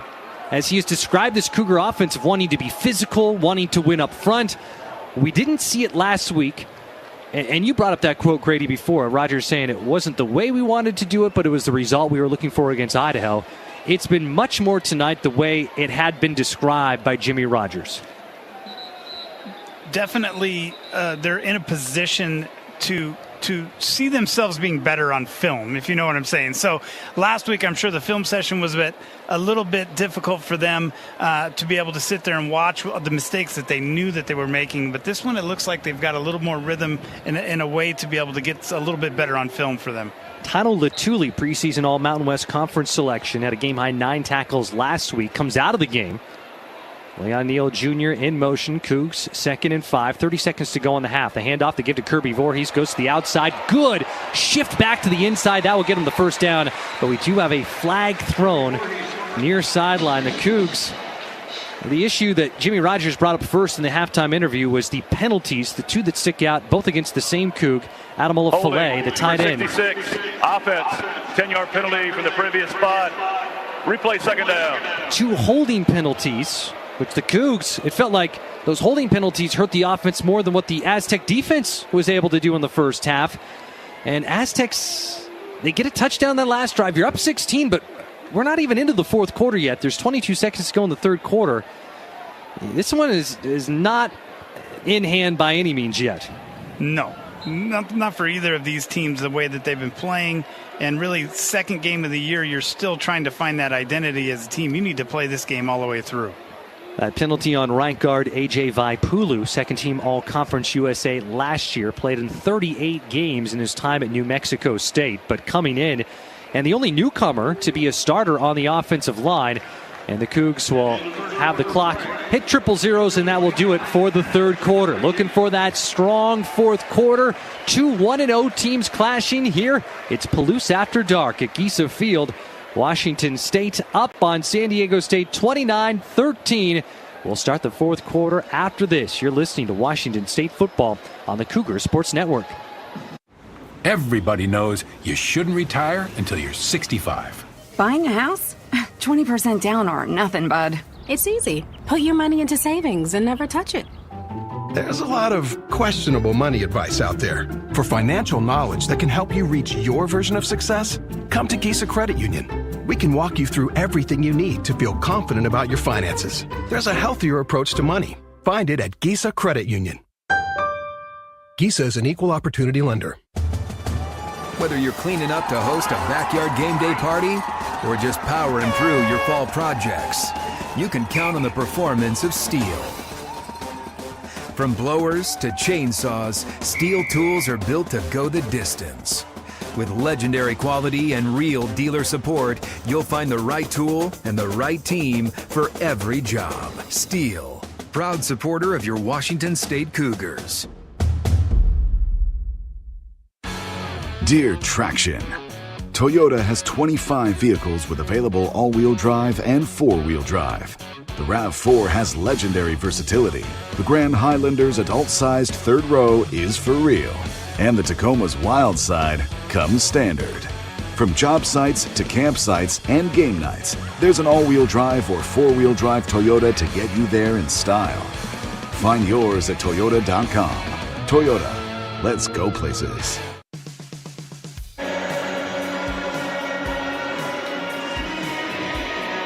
Earn your bragging rights at Northern Quest with more slot machines, table games, restaurants, lounges, and luxury hotel rooms than anyone else in the region. Northern Quest, yes, the best. More at northernquest.com. We start the fourth quarter here at Giza Field. Sweet Caroline playing. The cell phone lights are on. Homecoming here on the Palouse. Washington State up 29-13 on the Aztecs. Cougs with the ball, 2nd and 15, deep in their own territory. But we do have an update. There is an Impact Aztec who got banged up just a few minutes ago. Jess, what's the latest? My eyes on Tano Lutui, who is now in the injury tent. I wasn't sure if he was being taken to the locker room. So for the Aztecs, it's better news that he is actually in the tent, but he appears to still be in some quite severe pain. They were testing, basically checking out the pain seemed to be based in between his shoulder blades. He was able to lift his hands over his head. That is one of the tests that the athletic training staff will do on the sideline just to determine the extent of an injury, but he is currently still in the tent right now. He has not been taken to the locker room. I'd be surprised if he got in the final 15 minutes of this game, though, just based on, obviously, he's a fighter, so we can see that he wants to play, but based on the amount of pain he's in, not sure the staff is going to let him back. Well, Lutuli, to give you an idea, last year when Washington State beat San Diego State in that come-from-behind victory at Snapdragon Stadium in San Diego, Lutuli had a then-career-high 10 tackles against the Cougs. Tonight, he's the leading tackler in this game. He has 10 tackles, 7 of them solo tackles. So Lutuli, definitely a guy. And wow, Butch comes out of nowhere here on the ATV, and he's got some sparks coming from behind him. So Butch making a grand entrance to this homecoming crowd at Giza Field. 29-13, 2-1-0 teams. A chance to begin the Jimmy Rogers era with a 2-0 record. Last week, Jimmy Rogers becoming the first Cougar head coach to win his opener since Bill Doba, after a holding penalty that went against Cougar right guard A.J. Vaipulu. Cougs have it 2nd and 15 back at their own 12. Maxwell Woods back in the game. Here's the snap. Quick pass out to Josh Meredith. Meredith a little bit there. He's been the Cougars' top receiver in this one. Only a gain of 2 for Josh Meredith, who's starting to flirt with a 100-yard gain. Meredith, 9 catches, 88 yards. That's a new career high on the number of catches for Josh Meredith. Really looks like the Cougar offense is trying to stretch this defense across the field on these plays. A lot of field plays to the sideline and then back up the middle, so it's just kind of this accordion effect. Cougs led 29-7. Aztecs able to march down the field, get a touchdown on their last drive, missed the 2-point conversion. 3rd and 13, Cougs at their own 14. Here's the snap, just a 3-man rush, delayed blitz, pass over the middle, dangerous toss from Jackson Potter, and it is incomplete. Mr. Williams, transfer from Incarnate Word. His WSU coaching staff actually faced him last year when South Dakota State faced Incarnate Word. Almost had the interception, and the punting unit will come out on the field. And I know, Grady, one of your keys to start the second half was play a complete game, and as good as the middle chunk of this game was, that entire second quarter, the start of the third quarter, this one is far from over. 14 minutes left to play, and the Cougs with a 16-point lead. It feels a little of a letdown there. Here's the snap to Ryan Harris, but this play will be blown dead. Prior to the snap, false start, number 24, offense, 5-yard penalty, still 4th down. True freshman linebacker Sullivan Schlimgen with the penalty. At the game clock to 14 minutes, 15 seconds. 1-4, 1-5, please. And Ryan Harris going to be pushed back even further. Great field position, an opportunity for the Aztecs here. So we've seen this a couple times. It will not be a direct straight snap back from the long snapper Colton Peoples to the punter Ryan Harris. It will be at a bit of an angle. Some movement from the Aztec defensive line. Here the punt gets off, and Harris, a booming kick, though it's going to not travel the distance he was hoping for. Bounces in Cougar territory. And grabbing it on a hop for Washington State, another true freshman in Trey Ridley, just a 31-yard punt. Aztecs are going to get good field position here, and you got a 16-point lead, which I think any Cougar fan walking into Giesa Field tonight, Grady, would have loved to have a 16-point lead to start the fourth quarter, but there's almost a sense right now of playing with fire a little bit. Well, what defense are we going to see on this drive? The defense from the first half or the defense from the last drive? That's going to be really telling for the rest of this game. You have the Coug jersey, the hat, and maybe even the license plate. But you have the Coug debit card that supports Cougar athletics every time you use it. Visit a local Giesa branch or Giesa.com to get your Coug card today. It's Coug Pride pocket size. Defense on the field. Aztecs getting the ball at the Washington State 40. Here's the snap. It is a keeper for Jaden Dinigal, the quarterback. Looks to the edge, gets by one Coug. Heavy pursuit, sideline to sideline, and he'll be shoved out of bounds by Matthew Durant. Only a 1-yard gain. At first, it seemed like something bigger was going to open up for Dinigal, but the Cougs were able to swarm successfully. Defense closed pretty quickly there and allowed to stretch that play really for a gain of, 2 yards? Only going to give him 1. Parker McKenna got his hands on him, kind of redirected Dinigal. 2nd and 9 at the Cougar 39. Shotgun snap back, Dinigal, screen pass high in the air, shaking one Coug defender, and there's the tackle after Jack Ellison, playing in just the second game of his career, makes the stop. It's a loss of 2. Catch made by Donovan Brown, but going east to west there on that screen pass, and the Cougs really right there to suffocate right after. A classic example of the style of defense, of what pursuit defense can do. Trust that your teammates are behind you. You can fly downhill to make plays knowing 10 other guys are right behind you. Well, after getting great field position, it's a 3rd and long for the Aztecs. 3rd and 11 at the Cougar 41-yard line. Cougs up by 16, start of the fourth quarter. Snap back, 4-man rush. Dinigal sets his feet, feeling the pressure, gets rid of it. Low pass, Sutton, the running back, makes the grab. A wall of crimson there to stop him. It is a positive pickup, but not nearly enough for the first down. To the 37 it goes. 4 yards on the pass to the running back. 4th and 7. The offense will stay on the field for the Aztecs. 12:35 to play in the game. Cougs up 29-13. Aztecs trying to make something happen. Empty set.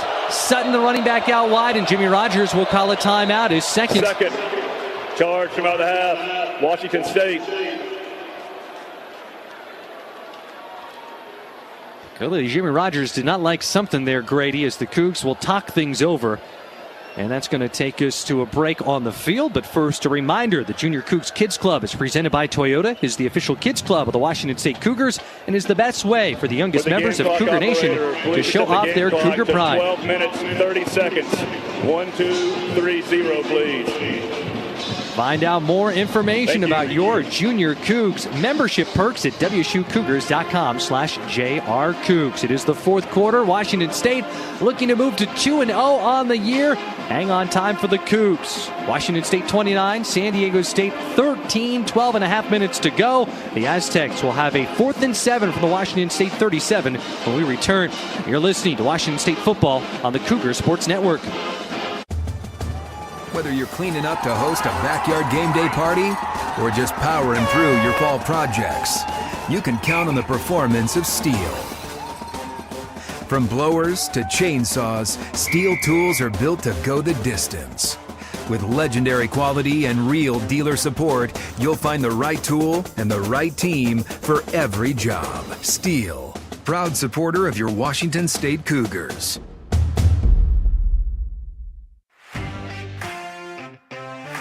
Nothing works up an appetite like cheering for your Cougs on game day.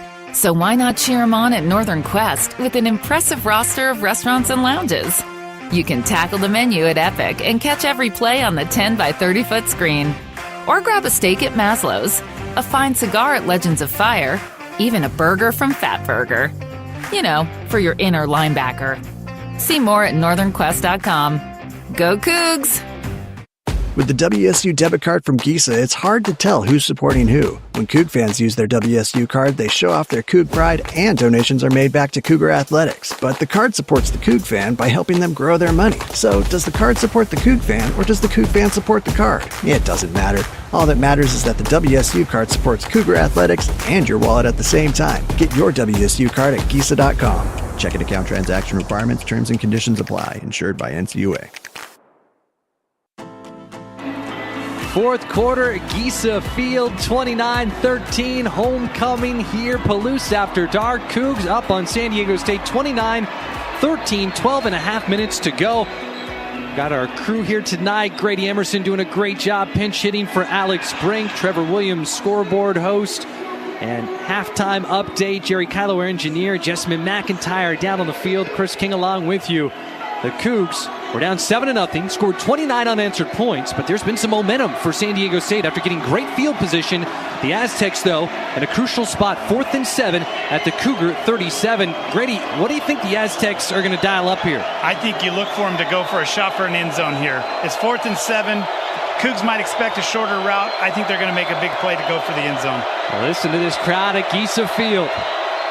Here's the snap. The rush coming. Denegal sets his feet. They go deep, and it will be incomplete. Almost an interception as Tucker Large got his hands on it. Grady, you were spot on. They looked for the end zone. Washington State not fooled. A combination of Tucker Large and Deron Goodman going stride for stride with their deep threat guy, Donovan Brown. An incompletion, and the Cougar defense comes up with another big fourth down stop. You look at these critical downs in this game, Grady. The Cougar defense has limited the Aztecs to 2 of 11 on third down and 1 of 3 on fourth down. Yeah, incredible play right there. Everything in your body wants to intercept that ball, but on fourth down you got to knock it down so you get better field position. But incredible play, and they really have done the key plays. Can't wait to look at their goals compared to reality at the end of this game. And they have lofty goals, but Jesse Bobbitt's crew has lived up to it. Angel Johnson was in the slot, now comes to the left to Jackson Potter. Cougs take over at their own 37. Snap, Potter. Quick pass finds Jeremiah Noga, who is wrapped up immediately. Tackle made for San Diego State by Bryce Phillips, but a flag is thrown. Number 15. Boy, if this is a hold against the Cougs, that would be a tough pill to swallow. And actually it was Tony Freeman, or I should say no. Let's see if it was Bryce Phillips. An eligible player downfield, number 23, offense, 5-yard penalty from the previous spot. Replay first down. Well, Grady, maybe the theme last week was, okay, there's a lot we think we can improve. Even though the running game wasn't good, it wasn't that we were being overpowered at the line of scrimmage, correctable things. The penalties were more than the Cougs would like last week. It's definitely the case this week, but you're up by 16 in the fourth quarter. The things that have hurt you still feel correctable. It's interesting to have number 23 ineligible downstairs. He must have been covered up, so we could be talking about formation misalignments, things that need to be corrected, and could be. That was Trey Lechner. The penalty was on. 1st and 15. The Cougs now at their own 32. Out of the pistol, Cougs in this game, 8 penalties. San Diego State only 3. Play action. Potter feeling that he gets rid of it. Almost intercepted. Wow, Washington State dodged a bullet as Potter had a man in his face. He flung the ball, and it was Dale Sean Staley who was closer than anyone else. And that was Trey White in hot pursuit. Interesting, White last year in the top 5 in the nation in sacks per game, tackles for loss per game. He did have a big fourth down stop, or maybe it was a third down stop in the first half, but he hasn't had a sack in this game. The Cougs just getting the ball out of Potter's hands quickly have kept Jackson Potter clean. And that's game planning around that, Trey White. Leon Neal Jr. in motion. Here's the snap, 2nd and 15. They go to Angel Johnson. Johnson, nothing there. Cut down low. And it is Trey White again. So White, we haven't said his name as much as you might think, considering just how much havoc he can wreak. Last year when the Cougs played San Diego State, he entered that game with 10.5 sacks over his last 4 games. But it's 3rd and 16. Penalties continue to hurt the Cougs, keeping them off schedule. And yet, this is a game where the Cougs are up by 16. But you're trying to finish this one off. There's still plenty of time for San Diego State. 11 minutes, 10 seconds left to play here at Giza Field. Washington State 29, San Diego State 13. 3rd and 16, Cougs at their own 36. Here's the snap, screen pass, dangerous. Potter throws it into traffic, and it's incomplete. And you see an irate Owen Chambliss, who's just like flexing his muscles, almost Tarzan-like, pumping his chest. If he saw that ball better, that could have been an interception. So the Cougs, now we saw them really clicking, and now it's back to the penalties throwing everything off kilter. You're starting to see San Diego State take some chances on that series where they were really jumping routes and being there. Got to be really careful there. We don't give something like a pick six up for a touchdown. Here's the snap, pressure coming. Harris gets it off. Napier moves to his right. Ball takes a very friendly San Diego State hop. Harris, it's been kind of hot and cold with his punting. His kickoffs have been great, but that's a 30-yard punt from Ryan Harris, and good field position for the Aztecs. Cougs were up by as many as 22. It was 29-7 after Washington State scored on their first drive of the second half. And then it was 26-7 at that point. 3 more points added by the Jack Stevens field goal. But San Diego State hanging in there, and that's just a scary thought at this point. 10:49 left to play. Aztecs still very much in this game. Cougs up 29-13. Aztecs will have the ball when we return. This is Washington State football on the Cougars Sports Network. Hampton and Pullman is just a short drive from the Wazoo campus. They've got you covered for all your lodging and dining needs with a new addition of their on-site bar and restaurant, Crimson Bar and Bites. You will feel right at home with their spacious rooms, famous Hampton waffles, cozy outdoor patios, Cougar gift shop, and the friendliest staff in town. Visit HamptonByHilton.com to reserve a room for your next trip to the Palouse. Coug owned and Coug managed. It matters where you stay. Hampton and Pullman. Hilton for the stay. When putting in a tree or fence post, we all hate it when our shovel hits a big rock. But there are worse things to come across, like a natural gas or electric line. Nowadays, buried utilities are everywhere, some just below the surface. That's why it's the law to call 811 before you dig, to have your lines marked ahead of time. It's free for Avista residential customers. So call 811 2 business days before you dig. You need time to pick out that perfect shrub anyway. Avista, we just want you to be safe. Get game day ready at Rosars. Rosars is a proud sponsor of WSU Athletics and your headquarters for keeping snacks stocked up for game time. You'll find the largest craft beer selection, local and imported wines, and all the makings for your favorite cocktails. And while you're there, stock up on your favorite deli snacks, pizza, rotisserie chickens, and ribs. Don't just watch the game, experience it with your favorite game time foods. Get game day ready at Rosars.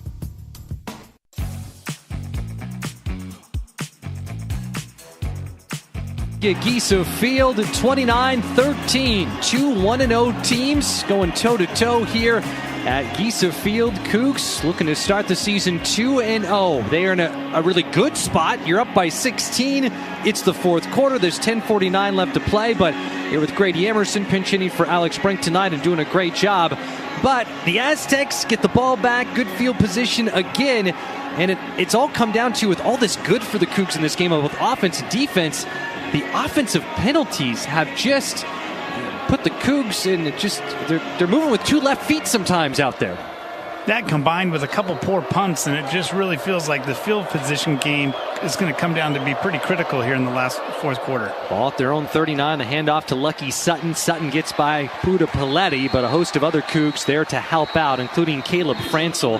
Forward progress will give Sutton 2 yards. Sutton in this game, 14 carries, 82 yards. Aztec quarterback Jaden Dinigal, 13 of 25 passing, 117 yards, 1 touchdown. We have not seen a turnover for either team in this game. On 2nd and 8.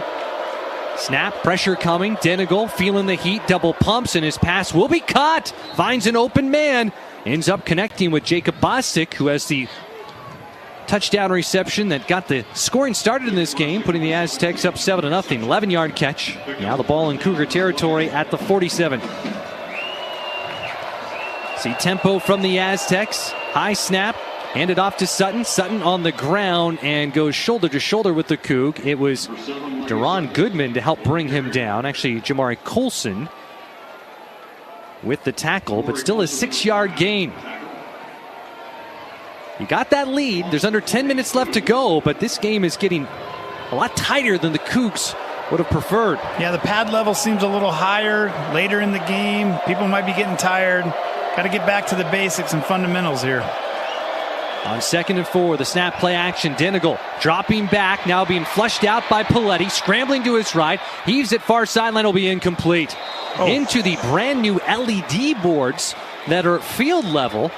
Jordan Napier had to leap over, and thankfully he's okay, as Denigal's pass led him right into those LED boards. And he ran into a cameraman as well. 3rd and 4. Third down has not been good for either team offensively in this game. Aztecs 2 of 11 on 3rd down. Cougs 2 of 13. Washington State defense hoping that trend continues. 3rd and 4 from the Cougar 41. Washington State a 29-13 lead on San Diego State. 9:17 left to play. Cougs trying to start the Jimmy Rogers era 2-0. Denigal takes the snap. The play will be blown dead. Flag thrown. And this will be... Prior to the snap, false start. Number 2, offense. 5-yard penalty. Still 3rd down. False start against the wide receiver Jordan Napier. There have been 5 more penalties committed by the Cougs for 30 more yards before that penalty. So now it's... 9:17. 9-1-7, please. Now it's double the amount of penalties against the Cougs at 8. 4 for the Aztecs, but that could be a big one against San Diego State. They had a much more manageable 3rd down. It was 3rd and 4, but the false start makes it 3rd and 9. Fans making noise here at Giesa Field. At the 46 in Cougar territory. Snap back, 4-man rush. Pressure coming, ball knocked down. Cougs get a hand on it for Washington State. Swatting that ball away was Michael Hughes. We've said his name a couple times tonight. Grady, it's been really fun to see not only the new-coming Cougs deliver, but the returners who didn't have nearly as big of a role in the past step up. Isaac Terrell, his first career sack is his safety. We see Michael Hughes there batting the ball down, and Aztecs will keep the offense out on the field, and it makes sense. You're down by 16. There's 9 minutes left to go, but Hughes coming through in a big way. 4th and 9 from the Cougar 46. Here's the snap. 4-man rush. Denigal flushed out to his right, and he'll be dropped. The Cougs sack him. Washington State forces the turnover on downs, and coming through with the sack, it's Isaac Terrell. He entered this game no sacks in his college career. The junior had a safety, and now he not only gets his 2nd sack of the night, he has both sacks for the Cougs this season. And helping out, it was Terrell who finished it off, but it was Buda Paletti who was able to get that first contact with Denigal. Both sacks of the season, both sacks of the night, and 2 of the most important plays of the game between the safety and the big 4th down play. You're right, seeing these players start to develop depth, and it just becomes a unit that just can roll in at different situations, keeps them fresh. Really makes a difference on that defensive line when you have fresh. And there's no egos at that point. Who's starting, who's playing, it's just what's best for the team. Thinking of Michael Hughes. Thinking of Isaac Terrell. Thinking of Leon Neal. Thinking of Jack Ellison. Cougs that have been in the program. A new staff come in, and you mentioned it, Grady. You don't know where your place is necessarily when a new staff comes in. They're going to evaluate you, and it feels like Jimmy Rogers, with so many of these guys, has come in and has made the most of the talent he's inherited. Cougs will get the ball at the San Diego State 42. Washington State with 9:05 left to go, up on San Diego State 29-13. This is Washington State football on the Cougar Sports Network. Nothing works up an appetite like cheering for your Cougs on game day. So why not cheer them on at Northern Quest with an impressive roster of restaurants and lounges? You can tackle the menu at Epic and catch every play on the 10 by 30-foot screen. Or grab a steak at Maslow's, a fine cigar at Legends of Fire, even a burger from Fat Burger. You know, for your inner linebacker. See more at northernquest.com. Go Cougs! A mission that matters. A place to grow. Schweitzer Engineering Laboratories is an internationally recognized designer and manufacturer of products that protect and control electric power systems worldwide. Employees are problem solvers, inventors, and doers. At SEL, you can support a mission that truly matters and create a career that maximizes your full potential. Apply to join the growing SEL team today at selinc.com/careers. Okay, text from the wedding planner. She's talking about a cake pop mural. Ah, exciting. Ooh, it's $8,000. Oh. I don't know, we're trying to save for a house. Well, you only get married once. Or twice. 3 times tops. There's a lot of bad money advice out there. For knowledge you can trust, come to Giesa Credit Union. Whether it's saving for the wedding or everything that comes after, we can help get you where you want to be. Find a healthier approach to money at Giesa. Back at Giesa Field, Cougs, after forcing a turnover on downs and doing it in grand fashion with a sack. It was Isaac Terrell, Buda Paletti making it happen in a 12-yard loss. Cougs up 29-13, trying to go 2-0 in the season. 9:05 to play in this game. 1st and 10 at the Aztec 42. The snap back to Jackson Potter. Here's the give to Leo Pulalasi, trying to dance his way to a hole.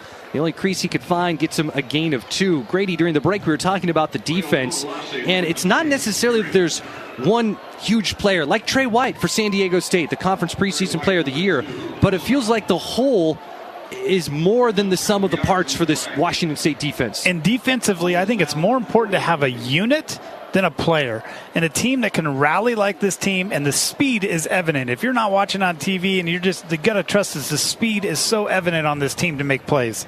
8:30 and ticking left to go. Cougs don't mind seeing that time drip off the clock with a 16-point lead. Leighton Smithson splits out wide. The Cougs take the snap. They hand off to Pulalasi once more. Leo churning his legs. And that pickup, maybe they'll get him credit for 2, right between 1 and 2 yards. But for Washington State, time is on your side now. As much as you'd love to be super aggressive, and you, of course, love to score a touchdown on this drive, you're also factoring in the clock at this point, too, knowing that the Aztecs are down by 16 right now. Yeah, and they have all their timeouts they're saving. Even if you don't get a first down here and you're close, might be a chance for another field goal. Jack Stevens has been really good in this game. 49-yarder and 42-yarder. He has made both of his attempts. Brandon Ganesha-Morthy in the game. Snap back to Potter. Pressure going to come. Sets his feet. Passes. Caught! It's Tony Freeman for the first down and more. A tight window for Jackson Potter. And boy, does he put it on the right spot with pinpoint accuracy. An 11-yard catch. The Cougs get the first down, and they're all the way to the Aztec 27. San Diego State's having to start to jump some routes a little bit, but that ball could not have been an inch either way, or else it would have been an interception. What a play. Tony Freeman, second most receiving yards for the Cougs in this game. He has 43. Josh Meredith, a career-high 8 catches, 88 yards. Second most in his career. His most, 111 he had last year. He was huge in that Apple Cup victory in Seattle.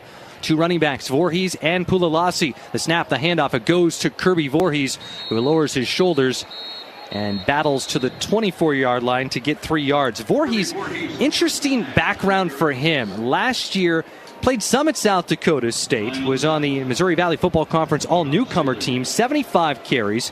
He had a huge game against Southeastern Louisiana, was the National FCS Player of the Week. 5 carries for 179 yards and 3 touchdowns. But seems like a great weapon, especially at this point in the game, someone who can really churn out those hard-earned yards.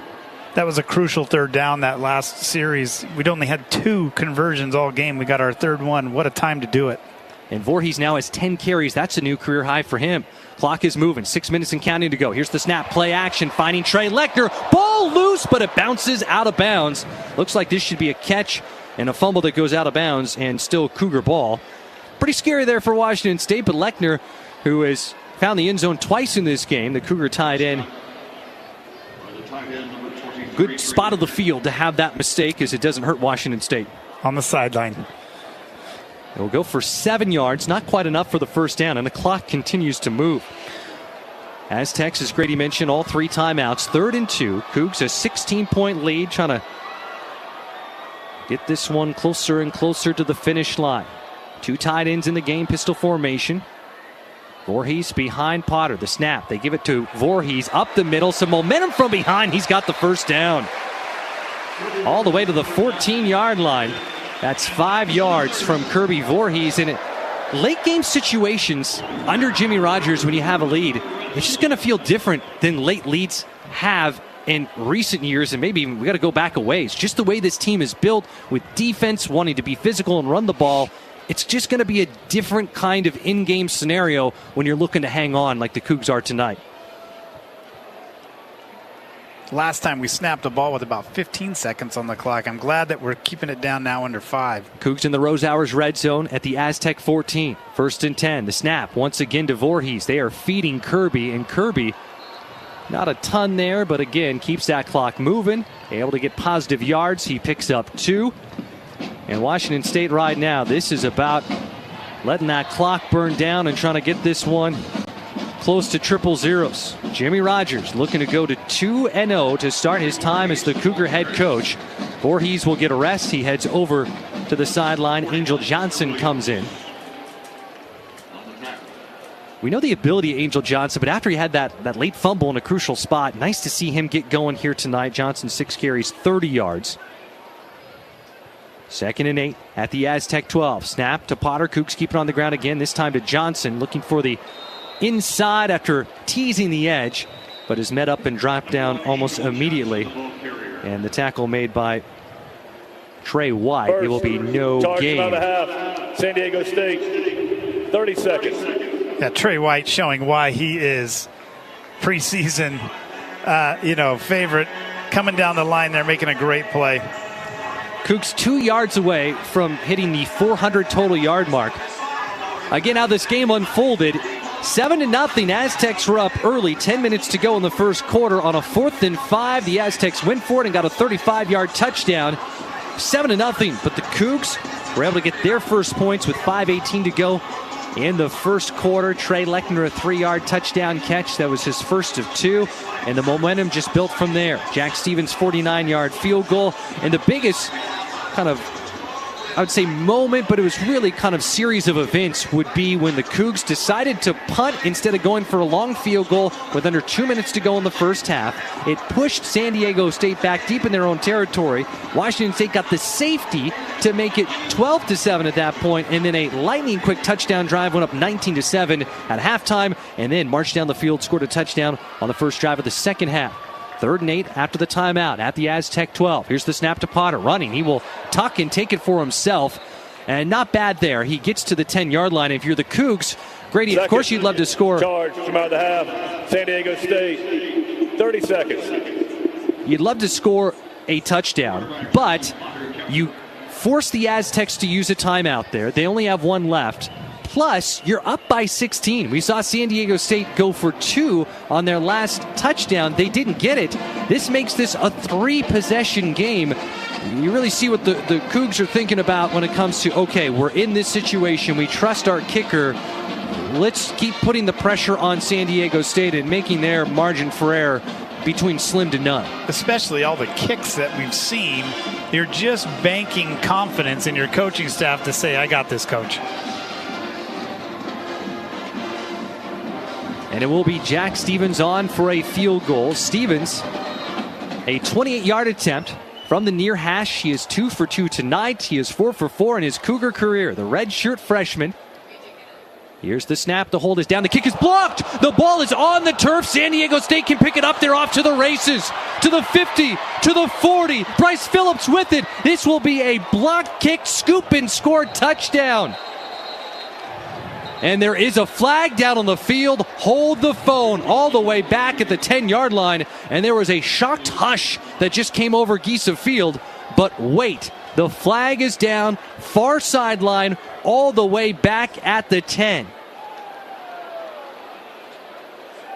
Offside, number 1, defense. Lined up in the neutral zone up the snap. 5-yard penalty from the previous spot. Replay 4th down. Woo, that was close. It is Chris Johnson who lined up in the neutral zone, and it was Chris Johnson who blocked it. So it checks out that penalty was impactful on the play, and for a moment you start looking at that going, oh wow, okay, there's 3:57 left to go, but they get the touchdown. Of course they're going to go for 2. If they make it, that's a 1-possession game. Whole different ball of wax now. It is 4th and 2 for the Cougs, and while it was a chip shot before for Jack Stevens, it's even more of one. It was a 28-yard attempt. This will make it a 23-yard attempt. I didn't say it, and I'm glad I didn't, but I'm like, sometimes coaches will just go for not kicking a field goal in that situation because the risk of a blocked field goal, scoop and score is too great.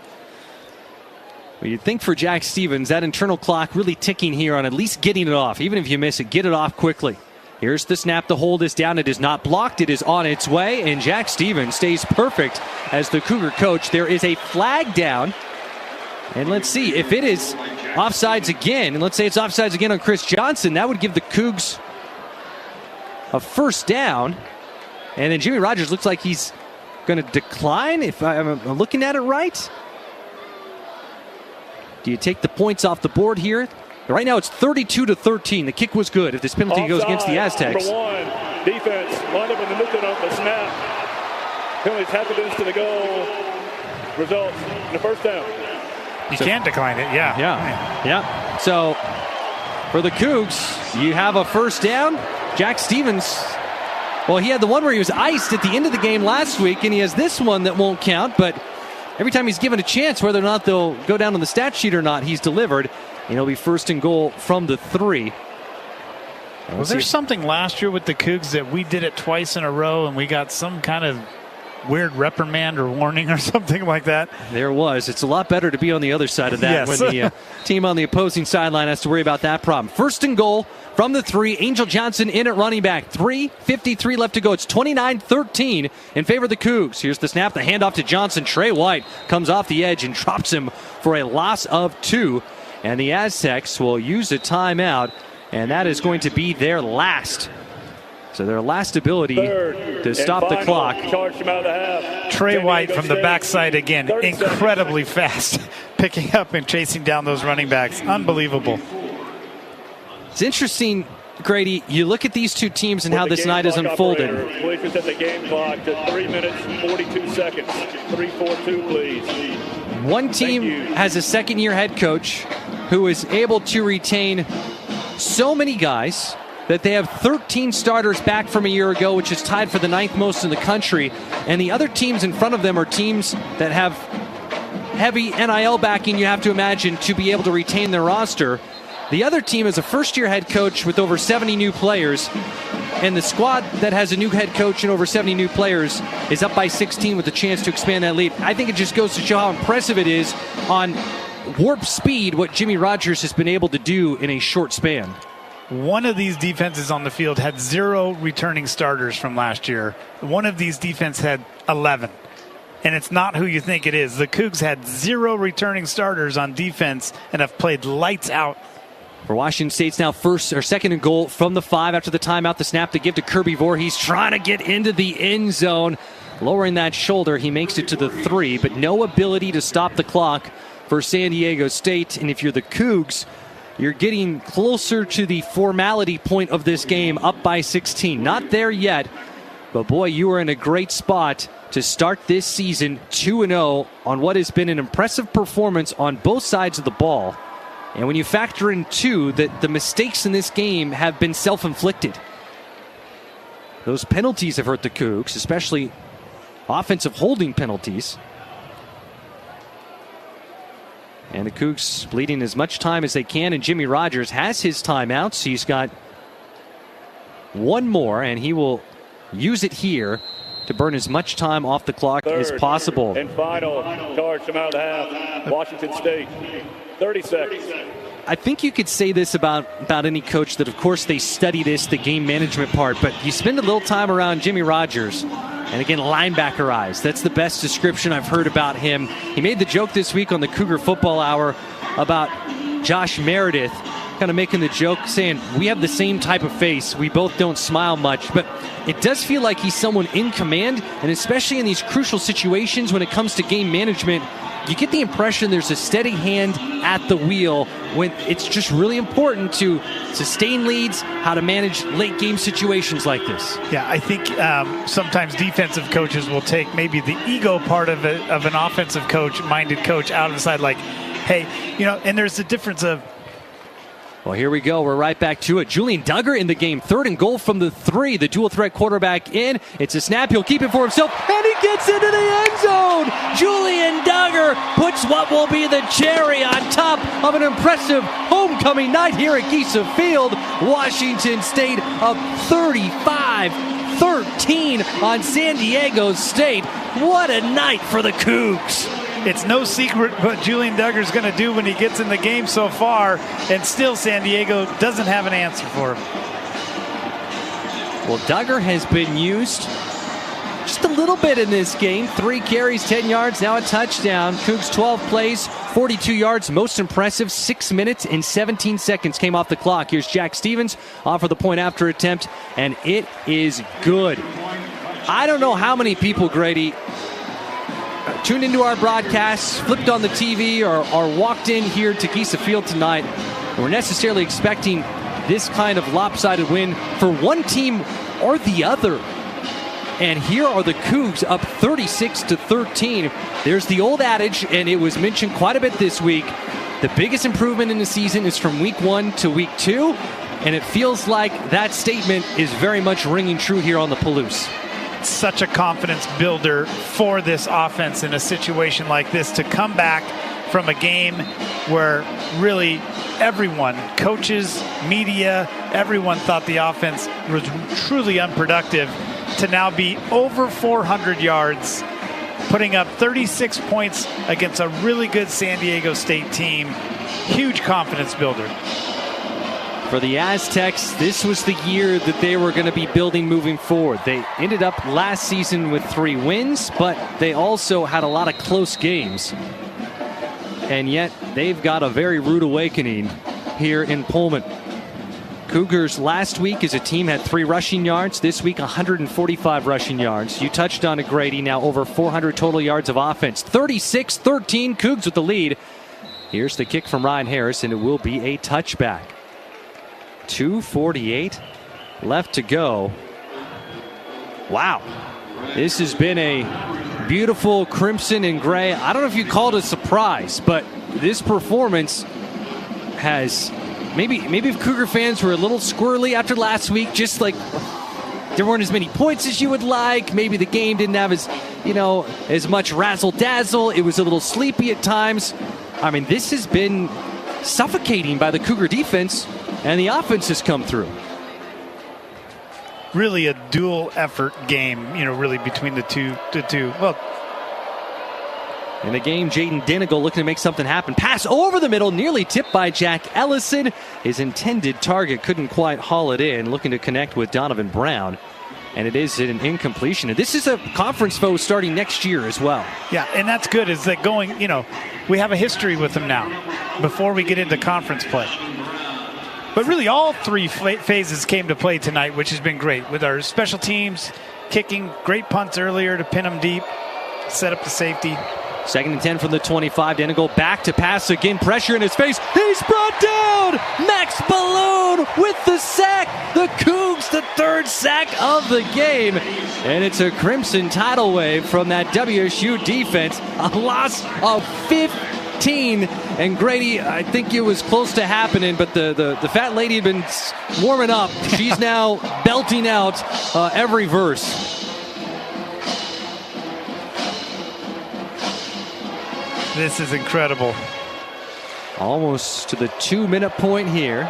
3rd and 25 from the 10. Aztecs deep in their own territory. Denigal flushed out, flips it to Christian Washington, and he will be tackled at the 14-yard line, bringing up 4th down. Jess, what's that feeling like on the sideline right now? Man, it is loose, fun, smiley. I'm going to get the chance to talk to Leon Neal Jr. after the game, and he definitely got that big baller fine from the rest of his teammates over here. They're all laughing, you're going to go on the interview, and it's just kind of fun to see at this point in the game for it to be relaxed, because same exact, well, minus the most recent touchdown, but that 16-point lead did not feel very comfortable for quite a long time.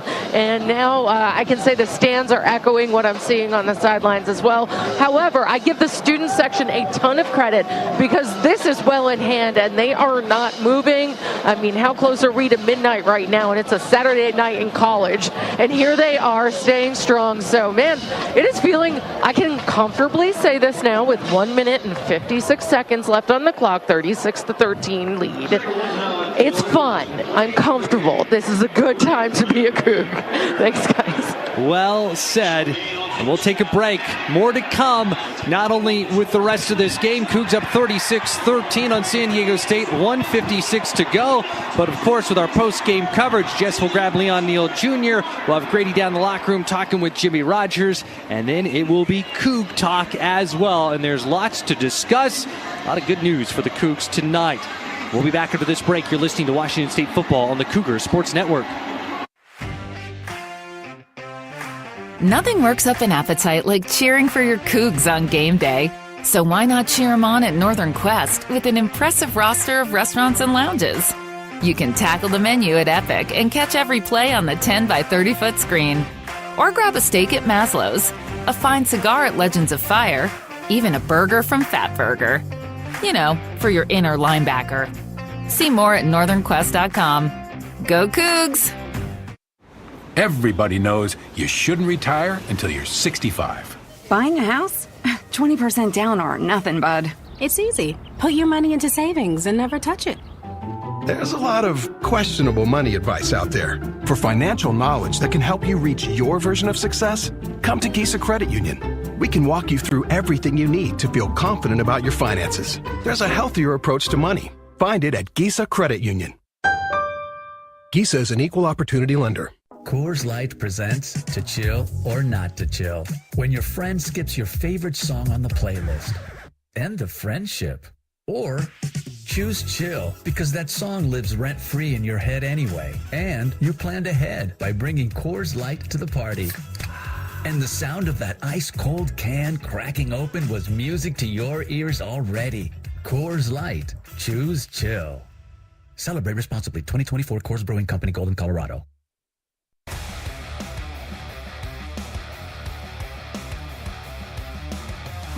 .56 to play. And when you're up and your opponent's punting with under 2 minutes to go, that's a good sign. The Cougs have been outstanding tonight. 36-13. Washington State going to move to 2-0 on the season, leading San Diego State. Going to get this homecoming victory. And the Aztecs punting in this situation. Back to receive it is Tony Freeman. It will be a fair catch. And the Cougs will take over at the 39. No timeouts for the Aztecs. It's like victory formation is on tap. Right now, though, we're approaching the top of the hour. Let's pause 10 seconds for station identification. You are listening to Washington State football on the Cougar Sports Network.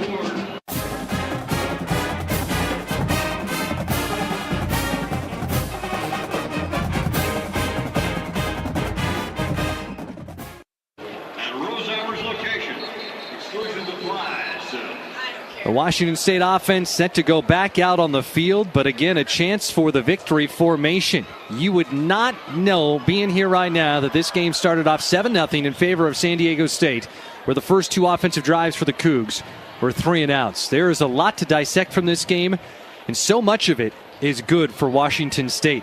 A convincing, physical victory, and Jackson Potter takes one knee, 1:45 and counting to go. And that is all she wrote in this one. Washington State will start 2-0 on this season. And Jackson Potter pumping his arms in the air. And Grady, 28 of 42 passing for Jackson Potter, 257 yards, 3 touchdowns, no interceptions, 67% completion percentage. So 42 pass attempts and a 67% completion percentage. Wow, he has impressed considering all that he had to deal with, a major competition, and he's the one who emerges on top.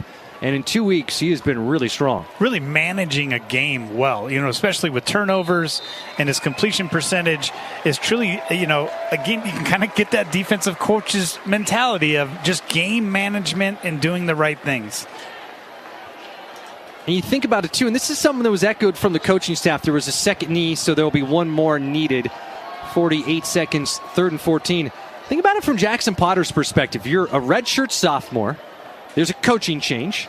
Zevi Ackhouse plays in front of you in the bowl game, and Zevi did so much good in that game. Really impressed.